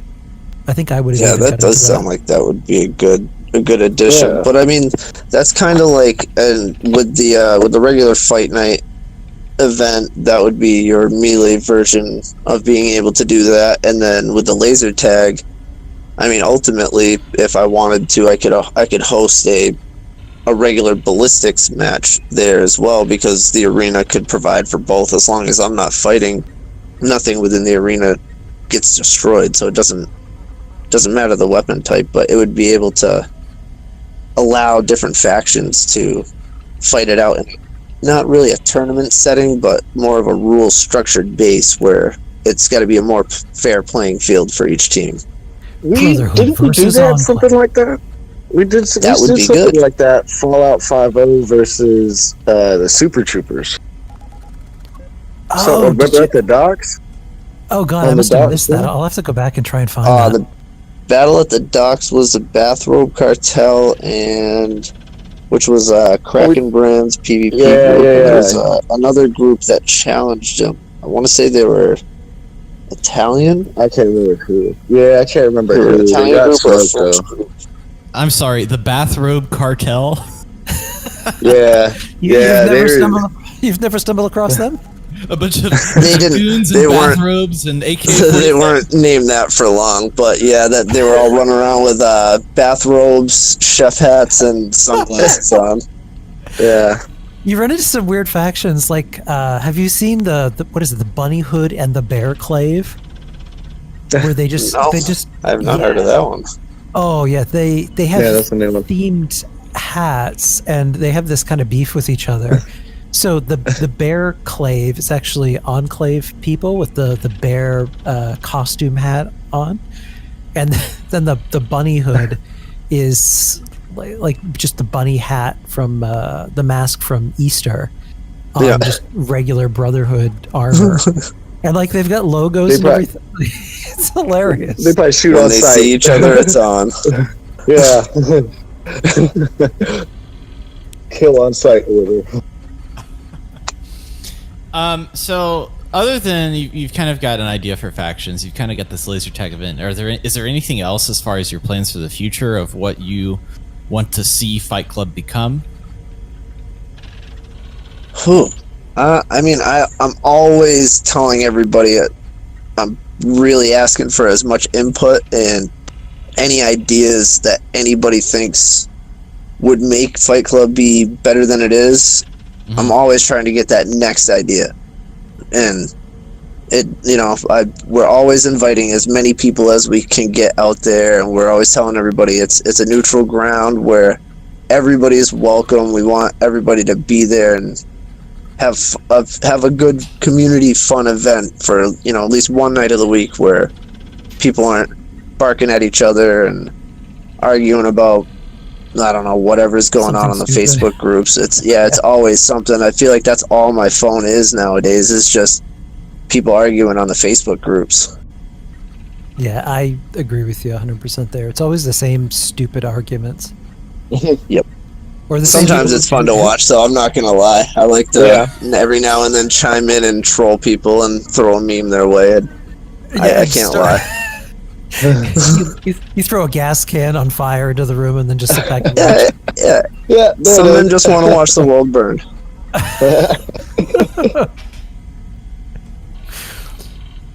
So, with Wastelanders coming out, do you think that will change anything drastically for Fight Club? Well, I know at least one thing. It's going to change our location because there's going to be a bar going exactly where the Lucky 38 is currently located. So that's going to move our little neighborhood, but we do have to stay within that nuke zone because the first week we came back, we got hit with 4 nukes one night. So don't want that to happen again. So we're going to stay in that nuke zone. But I mean, other than that, I seen that there was talk about them having some Fight Club arena and the ability to gamble type thing that was coming out with the update. So Todd, I don't know if you're listening, but I see you watching us, buddy. Yeah, they done janked my idea. I haven't seen a confirmation of it, but I remember I think it was like the second Todd wave Howard. of news with Wastelanders. I I'm gonna need a damn paycheck. Boxing arena and being able to have like casinos and stuff like that. So I don't know if that'll affect it any, but we'll see. Time will tell. It won't be the original, I'll tell you that. Ken, do you have any comment on that? Any information you could share with us? Expletive.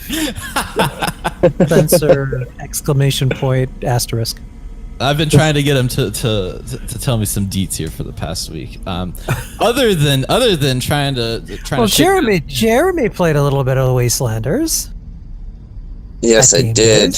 He did. And I was lucky enough to get up to the crashed space station, which the attendant that was getting us through the line and having us sit down, I had asked her, I said, where do I find a bow? She said, well, it's endgame. You're not going to really have time to get too far. And I said, all right, listen, I'm going to the space station and I'm going to start exploring. Where do I got to go to find a bow? Do I got to go down to the bog? And she kind of brushed it off like I wasn't going anywhere. Well, within the first 2 seconds of me coming out of the vault, somebody was at the space station. I sent them a team invite, and they accepted it. So I got to fast travel up there real quick. I kind of looked back at her, and I pointed at the screen, and she was just like, and shook her head. I was like, see, just someone with a bow that's all I want. That's like the guy, what was it, when they had the green bar pit, I talk about the guy that's like, everybody was mostly exploring the forest and the preview coverage, and it's like, oh, let's go to the White Spring, and there was one dude that's like, I'm just gonna run to Watoga. I don't know what it is, I see it on the map, I'm just gonna run there. And he runs in there, and I mean, this is like, if like, first time anyone's like in a public playing that game, and there's like robots shooting at him, and vertibirds flying, and there's like Brotherhood of Steel logos everywhere, and this guy is like constantly dying. He's like clambering through the wreckage. Yeah, that was my goal. Actually, I had messaged Ken while I was there, and I was like, "Where do I find a bow? I'm just, that's all I want to do in this."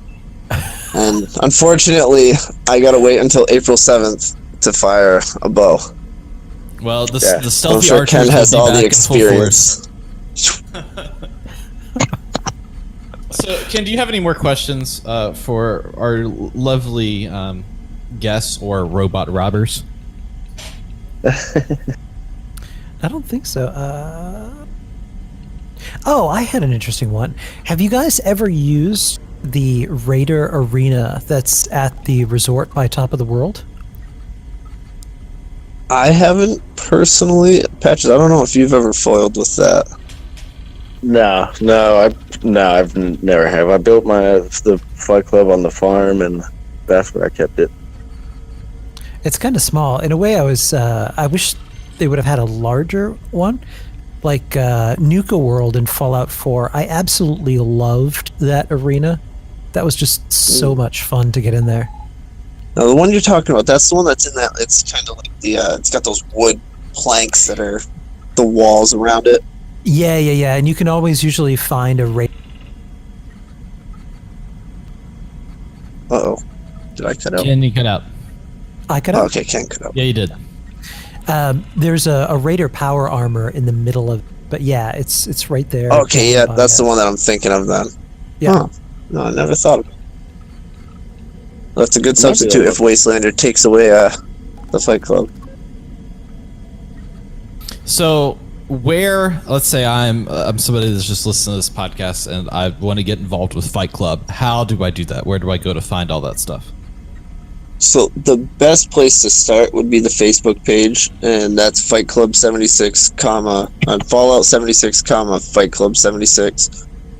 From there, we make the posts weekly on what's going on with the events, and I try to promote the community page in the PS4 community group and the Discord as well.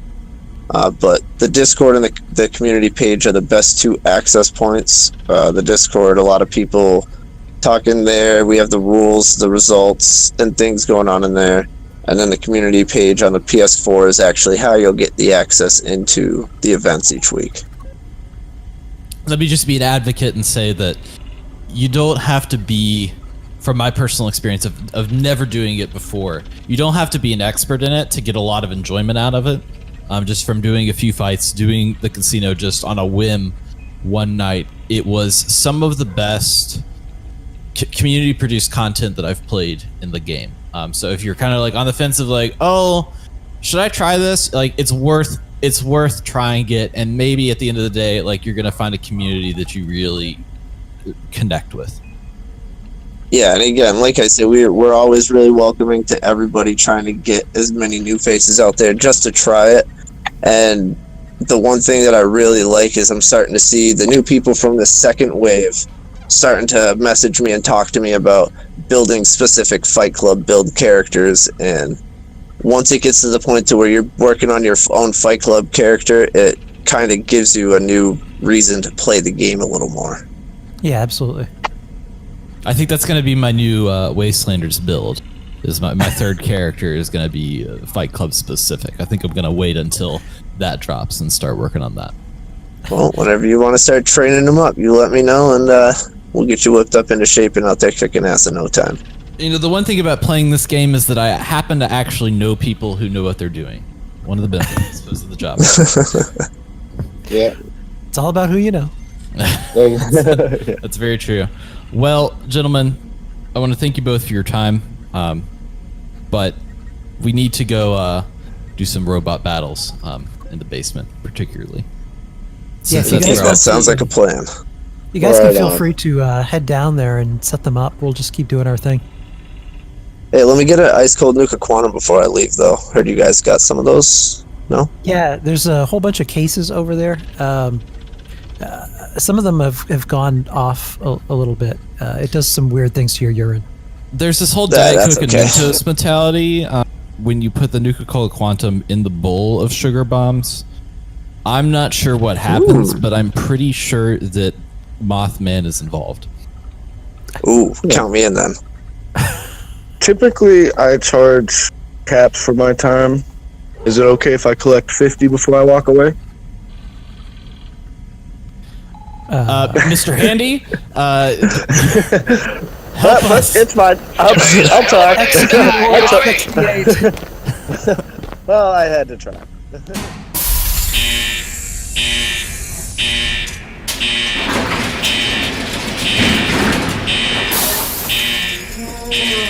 I thought that went well. I thought that was nice. Yeah, I did too. It's so interesting. Like, I was not expecting the level of organization, I guess, going to that first, like, Fight Club event that I went to. but it is built for. We're going to spend 10 minutes doing this, and then 10 minutes later, we're all going to meet here. We're going to be doing this. If you miss one, that's fine. If you need to go back, if you need to drink something, that's fine. But here's our schedule for the evening, and you go to all these people's different camps. Like, it's evolved beyond Fight Club itself. And so I kind of wanted to get to that point of that showcase particularly. Yeah, they really... That's it. That's... The level of detail that people put into it, and then it was cool to see and to kind of go down that rabbit hole of the amount of emotional connection that you kind of generate from just like working together on like a community project in a video game. And that's like Fallout agnostic, and that was kind of cool to touch on that. Oh yeah. So we've got 2 more pieces of news. The first one is that we had a polling the week before Bethesda Game Days to name our Mr. Handy. Yes. And our listeners who visited our Twitter have chosen the name that he will go by, that we are going to imprint on his back in Sharpie. I'm sure he'll love that. He will try to kill us while we do it, but the name that has been chosen, and we'll get a little drum roll. Drum roll? Thanks, Ken. The name that was chosen is Bigglesworth. Bigglesworth. There it is. Right. Cool. I mean, in a way, I'm just glad it didn't end up being Turd Ferguson or Bodie McBoatface. Well, I was hoping that it would be something like Bodie McBoatface. That was the whole idea, is that the people would get out there and they'd be like, let's vote on something really stupid. But I thought for a bit Turd Ferguson was going to win. I really did too, and I was like, oh, okay, well. But I thought, I was like, there's a coalition building against Turd Ferguson. It's a funny name. It's a funny name. So Bigglesworth came out on top. Anywho, the third piece of news, a little bit of self-promotion, is that I've started a new podcast. So I've done Vault Boys WV and the Cryptid Cast, and now in my third iteration of podcasts, not including this one, I have started Mystery Time Live, which you can check out now. It's all linked up, ready to go, where each week me and my co-host Alex sit down and we, in a very comical and kooky way, talk about different mysteries out there in the universe. The first week we talk about a very strange town in New Zealand that is plagued by the ghosts of daylight savings time, which if you didn't watch A Christmas Carol, then you still would have no clue what that is. So each week we come together and we have a nice little time. You can catch it every Wednesday. Just a little bit of like self-promotion, baby. I want to know where the heel of sandwiches goes. Those 2 little pieces of bread nobody wants. I mean, we can solve this. At this point I'm like Scooby-Doo. Like I'm like a 2-bit washed up Scooby-Doo. Like, dude, we can solve. Where do those sandwiches go? Oh man, we got it. Cut to a cinematic movie sequence with an epic score, and someone in a dark room saying he's getting too close. You running down a hallway. It was funny. I talked to one of my co-hosts and I was like, well, so back when I was doing the Cryptid Cast, Mothman wrote me a letter in which I read in the first episode.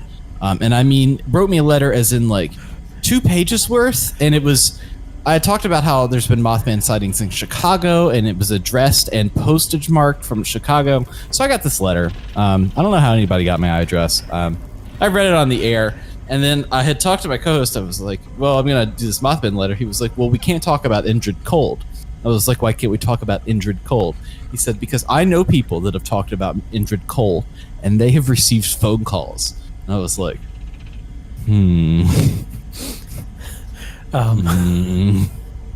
So, Ken, I've set you up for a phone call here soon. Anyways. Oh, great. I didn't say the name. You said it. It was him. J'accuse.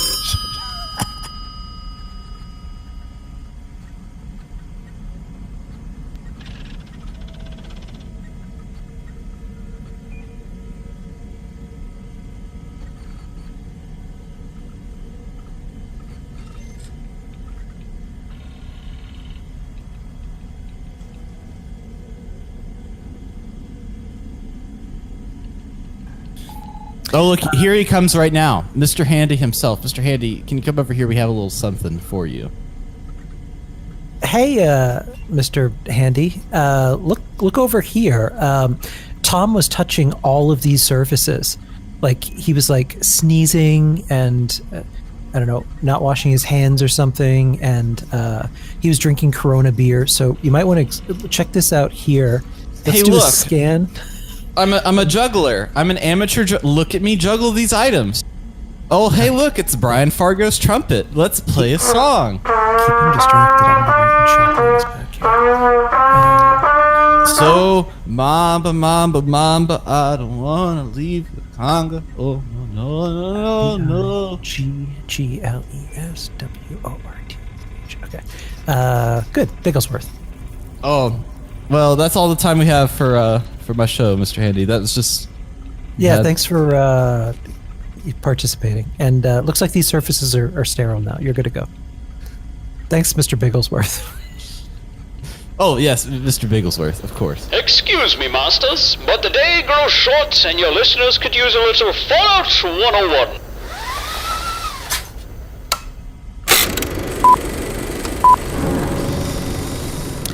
What do you got for us this week, Dave? What are we going to dig into here?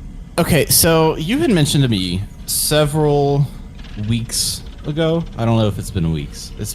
Time is of no consequence. Like it's been weeks. We had talked about the different builds that we wanted to cover, and you told me, you were like, we should do one that's like a commando stealth kind of critical build that like people are using that we should look into. And so I said, oh yeah, I mean, we might do that. And then I had my second character, you see, and I mean, this guy was started probably 6 months ago, and I hadn't touched him. He was at level 20. Well, at Bethesda Game Days, they that weekend also said, hey, for the people that aren't here, you get a double experience boost weekend. So I took the character from level 20 to level 50 in the matter of a weekend. Alrighty. So it was like the time that I played, there was points where I was like, okay, I need to take a crafting break, and we got to make this snappy because like I got to get back out here. It's like a 1980s montage. You've got the upbeat music going. Yes. Multiple camera angles. You leveling up. It was much like Rocky, training that happened very quickly in the course of the 5 minute that they have that little montage. Gonna need a montage.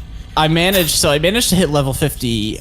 I've done the Enclave quest up to when you launch the nuke, and then I've just finished the DMV quest on the Brotherhood of Steel, and then I hit level 50. So most of that time I spent. I didn't really farm very many monsters. I just like, if there was a quest, I did it, and I did it like it was like if there was something near me that had quest experience, I would do it. So if an event happened near me, I would just do it. I wasn't like farming particularly anything. I just like went through and said, okay, this is what I'm leveled for. I spent up to level 30 in the Savage Divide. I spent up to level 40, really up to level 50 in just the Mire.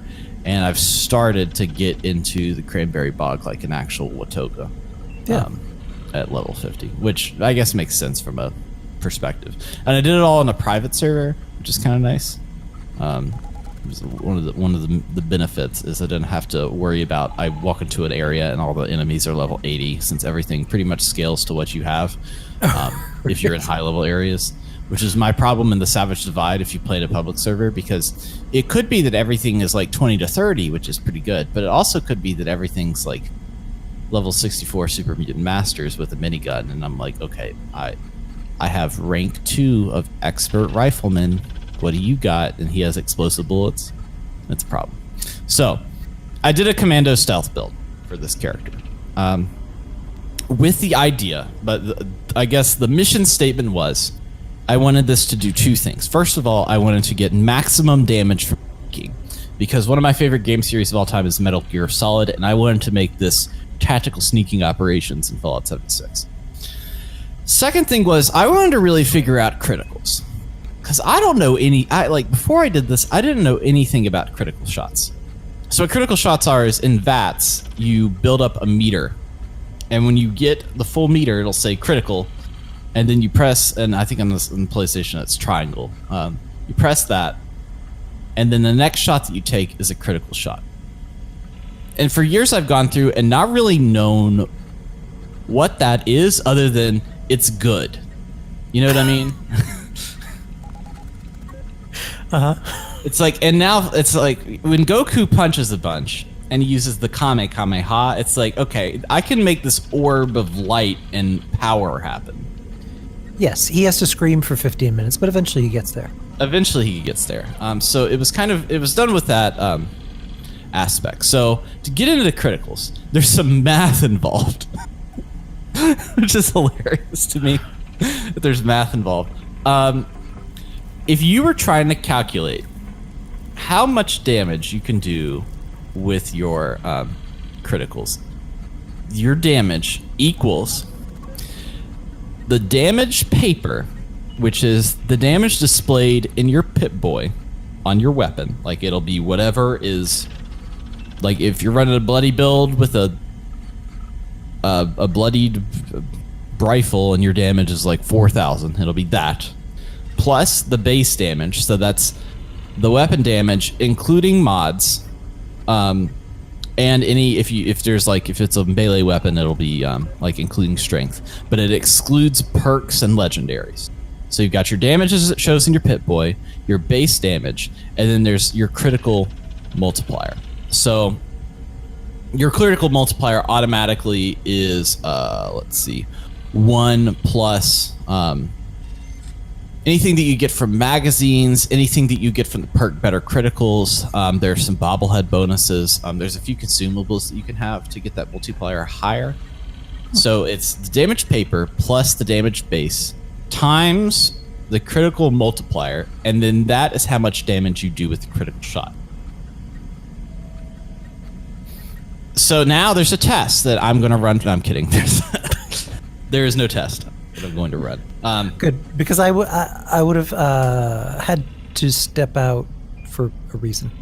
Yes. So the best way to build criticals is, first of all, the higher your luck skill, the more you're able to build in VATs per shot.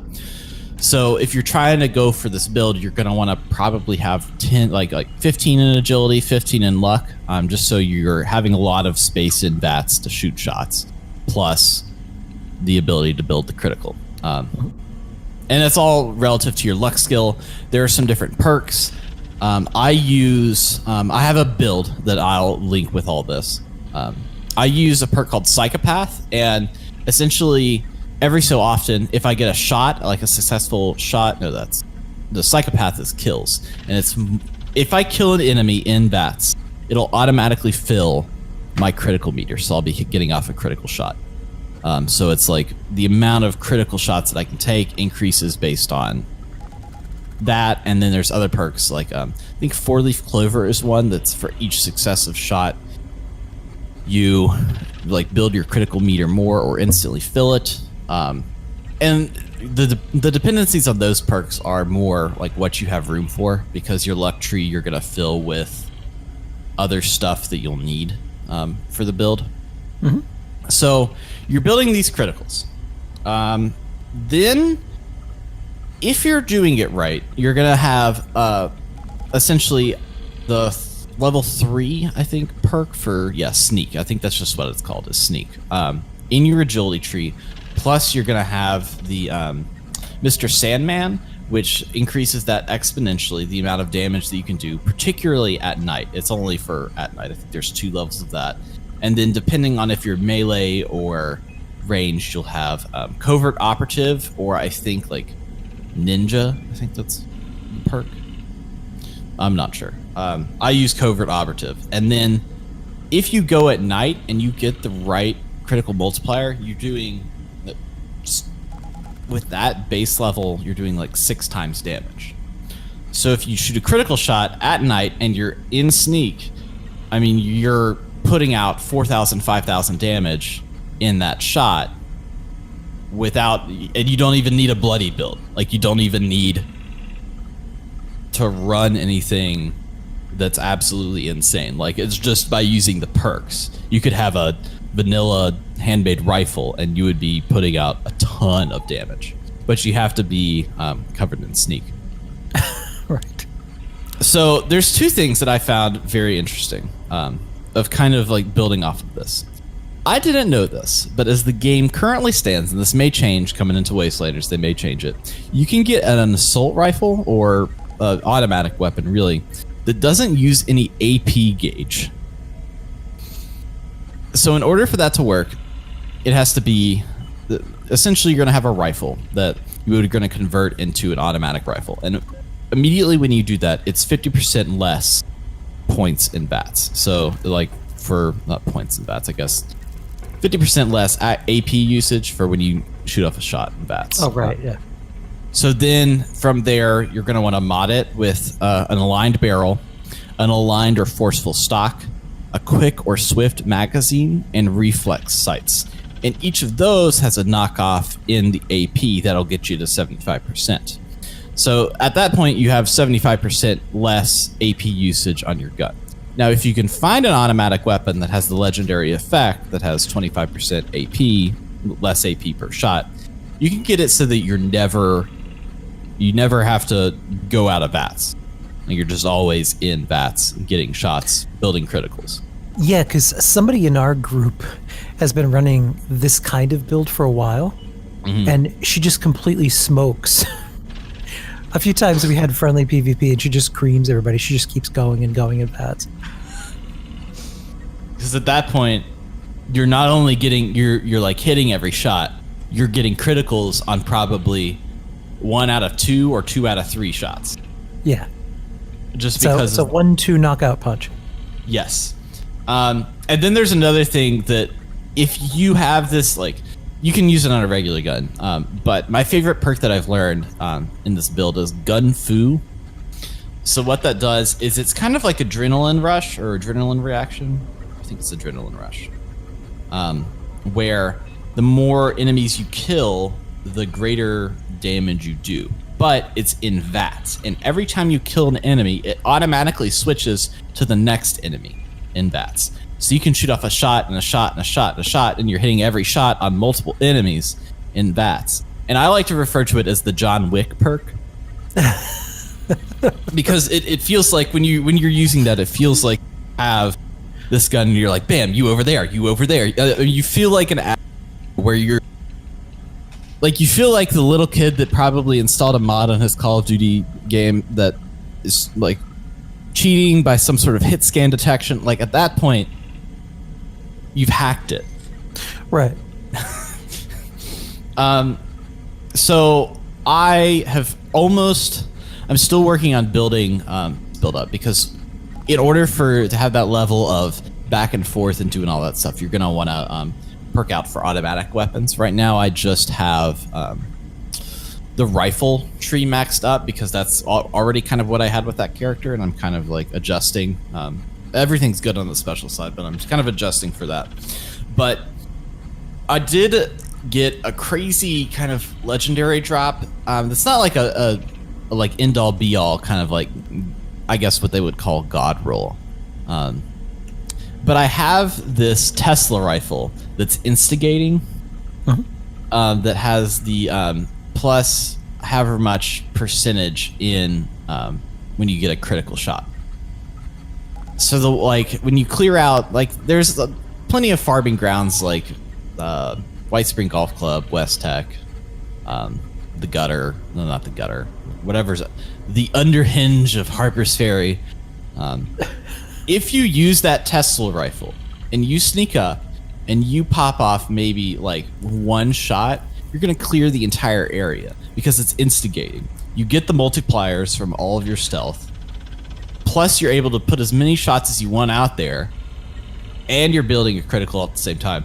It became very clear to me. I was like, okay, I have reached a level now that I may like this play style more than my others. It's interesting because this game, unlike previous games, has forced me to play in a very different play style than I have ever played before since Fallout 3. Like normally, And power armor in this game is kind of useless. Previously, like if you grabbed power armor and found yourself a fat man, you were having a great time in the capital Wasteland, Right. or Boston, or New Vegas. This game, builds specifically became really important, so I had to change my entire style around. My first character I Right. did as an explosive power armor character, and it's completely useless. It's garbage. So replaying as a bloody melee, I had never played melee before with the game. And now for this new build coming with Wastelanders, I want to try something new and different. I haven't decided on what yet. I think I'm gonna stick with this at least for a while. It sounds fun. It's so different. Just, I mean, so my other builds are a shotgunner build. Was the original intent. Rip to all my shotgun wielders, because we sadly died a year ago. I think maybe to the day. We died, and then I did heavy weapons, and I mean that's pretty good. If you can get a good Gatling gun and you're perked out, I mean you really can grind into a scorch beast, which we've talked about before. But playing it as a game that you sneak through, where you're looking at, okay, I'm gonna be able to only get off maybe like 3 shots in this sneak level, just for the amount of people. It's like, okay, who do I need to hit to chain not only like which enemies are looking at you, but if you're using the Tesla rifle, it's like, okay, who do I hit so that I can get the most per shot? It's just very. It's almost become like a different game, just approaching it from that way. Yeah. So that's kind of my. I have the build, of course, that I've kind of chosen, which you can riff off of. All of the builds that we discuss pretty much in every episode we have on the show links. I have the build ready for that. You can look at. I think it's like the biggest things are like you have to have 15 perception, 15 agility, 15 luck. You're gonna. You can, I guess, work in a bloody build to it and really pull off. Like it has room to be able to utilize nerd rage and get adrenal, but I mean you're gonna be not even a glass cannon. You're gonna just be like a tumbleweed cannon. Like like you will break at any point. The rain will kill you. So that's what I have for my build this week. That was excellent. Well, now it has the time has come for us to pull the soapbox out of the corner, dust it off, decontaminate it to make sure that Tom's germs are not on it. And if you guys don't know, the Abraxo box, every episode we're going to pull a random rant out of the depths of Reddit and the internet against Fallout 76 or a Fallout game in general, and Dave is going to read it in his best The Dave voice. The Dave voice. And now it's time for the Random Rant, sponsored by Abraxo. When it comes to tough stains such as blood, bodily fluids, or sweet and sour sauce, nothing gets out those stains like Abraxo. Now with 3 times the suds and industrial chemical compounds. So Ken, I want to invite you that instead of I be on the soapbox, there should be another. We should all be. The soapbox is really in the heart of us all. So I'm going to now invite you to the soapbox to sing the song of the aristocracy. I don't know if I'm ready, Dave. I think if there's anything today, Ken, you can sit down with Pete Hines and say fuck, and you can get on this soapbox and say get good. Let's get to it. I'm going to, all right, I'm going to put these 2 little boxes on either side of it, kind of like training wheels, and I'm going to climb up here and I can see how you like it from up here. I can see the whole vault from up here. I'm just like a slightly taller. I'm at like Conan O'Brien height. I'm going to read from a selection of the works of Reddit.com. I titled it, "The Aristocracy Says Get Good." I see so many posts about stuff like, how do I level up quickly? Or, the grind is killing me. Or, I'm level 35 and my camp is bombarded by vicious level 68 enemies. If you're at a low level, stay in the safe regions. Grind, like the rest of us, to gain levels until you can move on to a higher level region. Don't try to fast track, then build a base in the cranberry bog and complain that your base keeps getting destroyed. No. Bethesda catered to low-level characters a few patches ago, and now some regions are unplayable for higher-level players that have already put in the time and effort. The game is meant to be difficult, and for you to progress in a normal manner without rushing. If you rush through, you miss the lore of the lesser areas, some pretty cool spots, and rare gear you can only get at lower levels.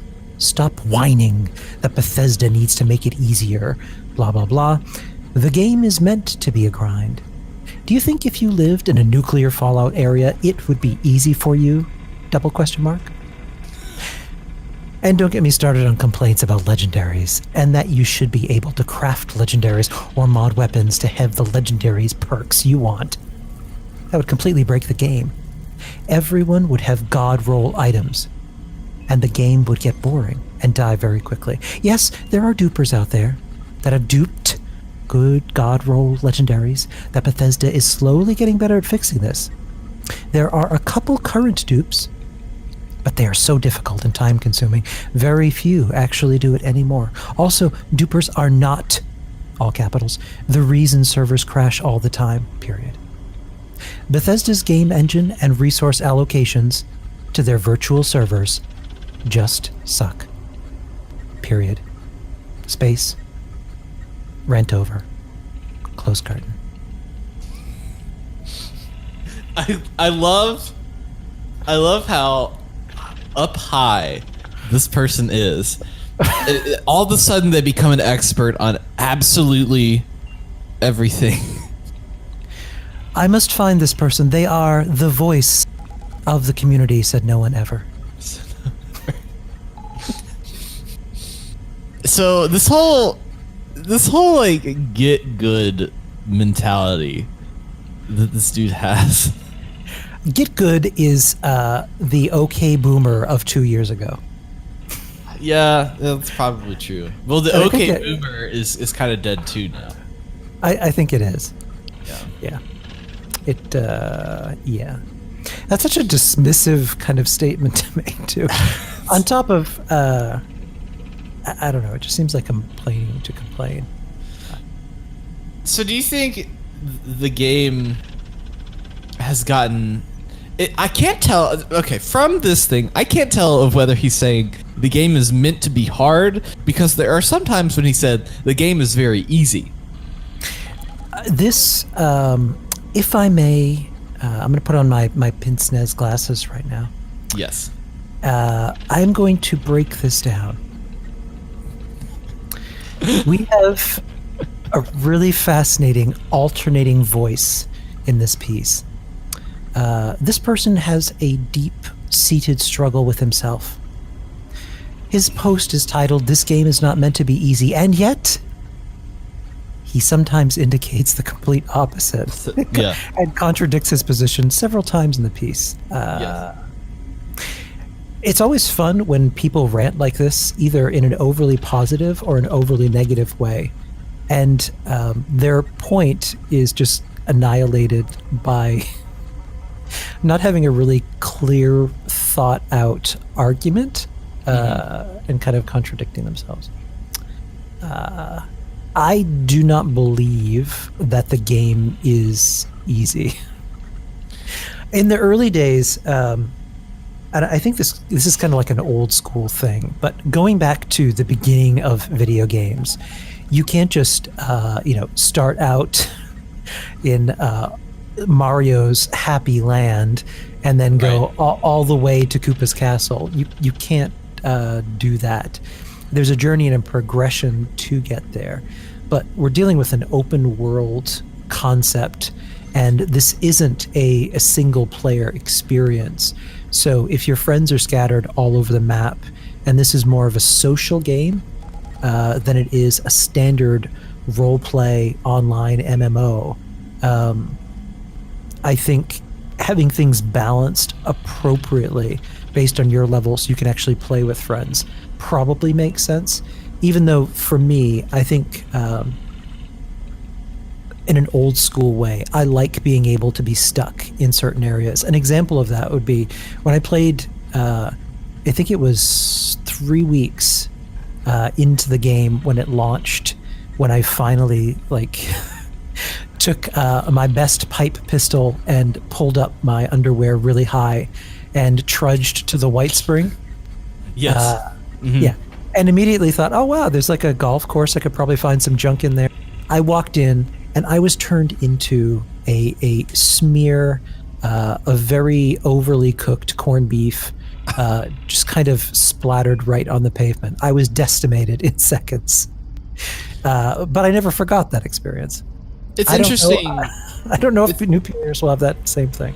Well, so up until, for me, because I was running rifles, and really when I first started I was like, okay, melee, at least from that perspective at that time, was like, okay, this is how I'm going to level up. I'm going to level up melee and shotgunner together, and I'm going to get to a place where it's kind of easier because melee is so versatile, because you're not spending ammo, you're just spending weapon degradation at that point. Right. And if you have a high strength, I mean, that's great because you can carry more. But the way that I played really up until level 40 was I was a total just rat. And anything that I would pick up, absolutely everything. I was always encumbered. And I used any gun that I could possibly get my hands on. And I mean, I seriously played that way up until probably level 30. And then at level 30, I was like, okay, I'm going to stick to the rifles that I have. I mean, I was using shotguns. I was using whatever, just so that I could put some damage on some things. Because, I mean, really, you don't have the crafting perks if you're trying to go through all that stuff. It's okay, you got to use what you got. And then even at level 30, trying to roll with the rifles, I had full sneak skill on, but if I came out of that state and I was in, let's say, the White Spring, or the White Spring Golf Club, I mean, I was just toast. Right. There was just no question. I too was a smear once upon a time. So there's still that. I mean, there is still that difficulty, and this is entirely playing solo. I mainly play through the content solo because that was one of the things that they were you can play. A lot of people enjoy. And I'll play with people sometimes, but I have this thing where it's all right, you told me that I could play through this entire game solo, so you know what? Every single little piece of content you bring out, I'm going to play it solo because that's what you told me to do. And then if you lie to me that I can't do that, then we're going to have an issue. It really. Wow, you just did a whole thing there. That was 95% of the Fallout fan base right there. So it's the secondary rant. But so far, that's I mean, kept up. Other than the vault raid, I mean, I finally was able to solo a Scorch Beast with my heavy weapon. So I was like, okay, I can do that, because that was the last little ticker. But the rest of the the vault raid and the different stuff, I feel very proud about that. I'm just here to brag about myself at this point. That's why I'm so good. Me and this guy are gonna be friends. Dave just shoved me off the box. He's now standing on it. I am. Why are you wearing you're wearing a cape? Where did you even get that? This is nuclear winter, Ken. Welcome to it.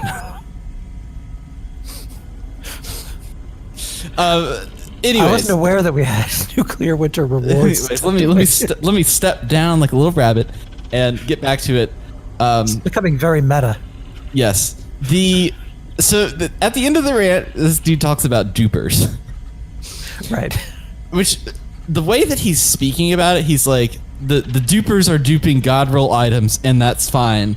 Bethesda is trying to catch them. The reason these servers crash are not because of the dupers. You shouldn't have blamed them. It's Bethesda. To me, what this is like, he has started this rant to say, I think that people should stop whining that this game is hard. Then he was like, something legendary mods, and he's like, also, by the way, I'm totally a duper, and it's not my fault.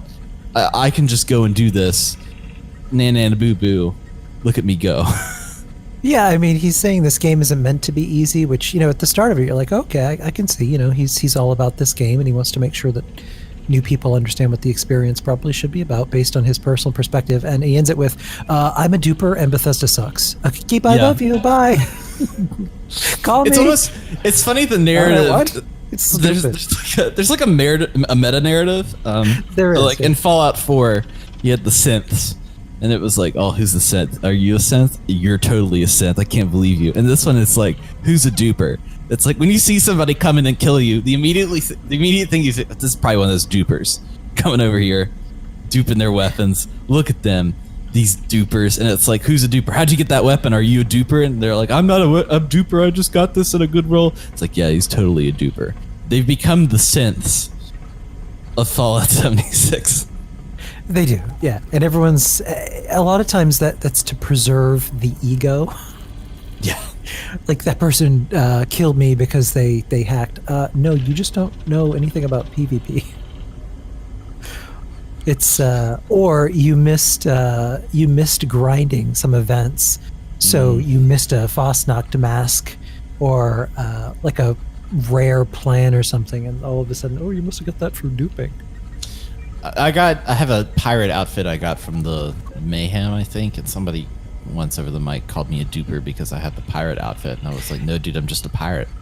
That's it. Also, the pirate one, that was from Halloween, and it wasn't impossible to get. You just really had to grind the hell out of it. Yes. I managed to get it on like first try. And then I was like, oh, cool, pirate outfit. And then I looked at the market and they were like, now selling the pirate outfit for 10,000 caps. And I was like, holy crap. Oh my God. There's always kind of a weird thing that happens too with outfits where there's like a window where they're insanely expensive. And then when the the event is over, like nobody cares about them anymore. Mm-hmm. And then like maybe a year later, they become relevant again. Like right now, everyone, because Fosnacht is coming back, everyone's trying to get for really high prices like Fosnacht donuts or the winter effigy, the bonfire there. Right. Like if you have the plans for those, people are asking ridiculous amounts of caps to buy them. I think I really wanted the witch mask from Fosnacht, like the one that looks like a little goblin with the little hood on. Oh, I've gotten a bunch of the other ones. Like I have like a bunch of copies of the owl and the general and the like little ghoul looking dude. I just love those masks. I think they're great. I do too. I hope that when Fosnacht comes back, we get some new masks. Well, me too. I remember there was a documentary that I saw about the making of Fallout 76, and one of the things that they were talking that it was Nate Perkypile talking about how proud he was of designing all of those different masks, which I thought was kind of a neat thing. That out of everything that he created, he enjoyed he was talking specifically about how much he liked making these different kind of masks. It reminds me of that. There's a FX show Atlanta, and the lead character is played by Donald Glover, and he goes to a German heritage festival where it's like if you don't know anything about like weird European heritage, and everybody's like walking around in strange outfits and playing these like old-timey German games, like you would just think that we're all insane. And I imagine that's what people think about Fosnacht. Could you imagine like if your car breaks down? You're just like stumble on Fosnacht. You're like, well, I'm dead because I'm in the horror movie now, and you think you stumbled into the Wicker Man? Yep. I'm dead. Also, a lot of people have been talking about online, and I don't think people know this. Everyone's complaining about, well, why is Fastnacht being held in May? In the original Fastnacht event, and even if you go to Helvetia and you poke around, you'll find out that the bots themselves responsible for the event are short-circuiting, and they can put on and create the event whenever they want to. So there's kind of there's a clever loophole in there from a storytelling perspective about why, we're conducting this festival to scare away winter in May. It's been one of my favorite events, but my favorite event has been the Meat Week Festival, because not only is it like multiple events they're doing these, that everybody can kind of participate in. You get to the end, and then people are like, "Okay, all right, just please bang on that drum. Hey, dude, bang on that drum. Just bang on the freaking drum. Just do it. Why aren't you doing it?" Because there are 5 people standing AFK just trying to collect the reward. Yep. I've never seen people so mad about not participating in a barbecue. Yeah. Anywho. See, it's like there's like 3 separate rants off of this rant. This guy is like... It's like there's like subliminal things here that has us up, particularly me. I think he has a lot to unpack here. Probably so. Yeah. Well, I think that's it. All that we have. At some point, we've got to go retrieve Tom. I think his coffee is cold by now, but... Well, it didn't taste good anyways, but maybe it had some like strange medicinal properties from the old lady that you bought it from. I paid good money for this coffee, Dave.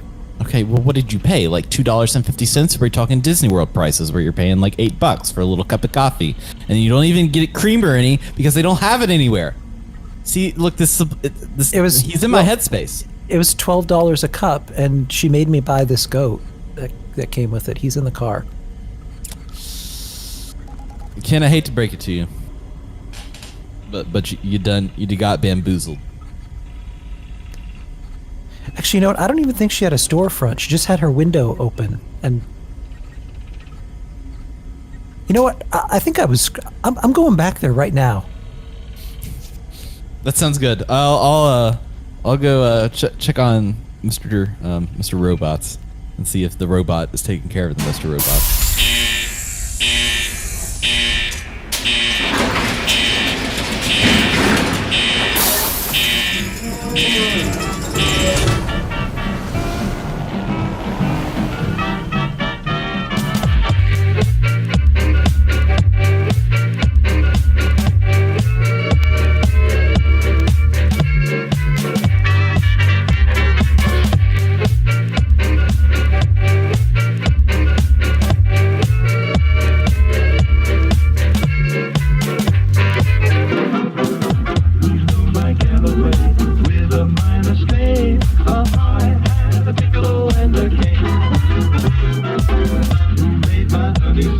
I'll give her a fame, a heart.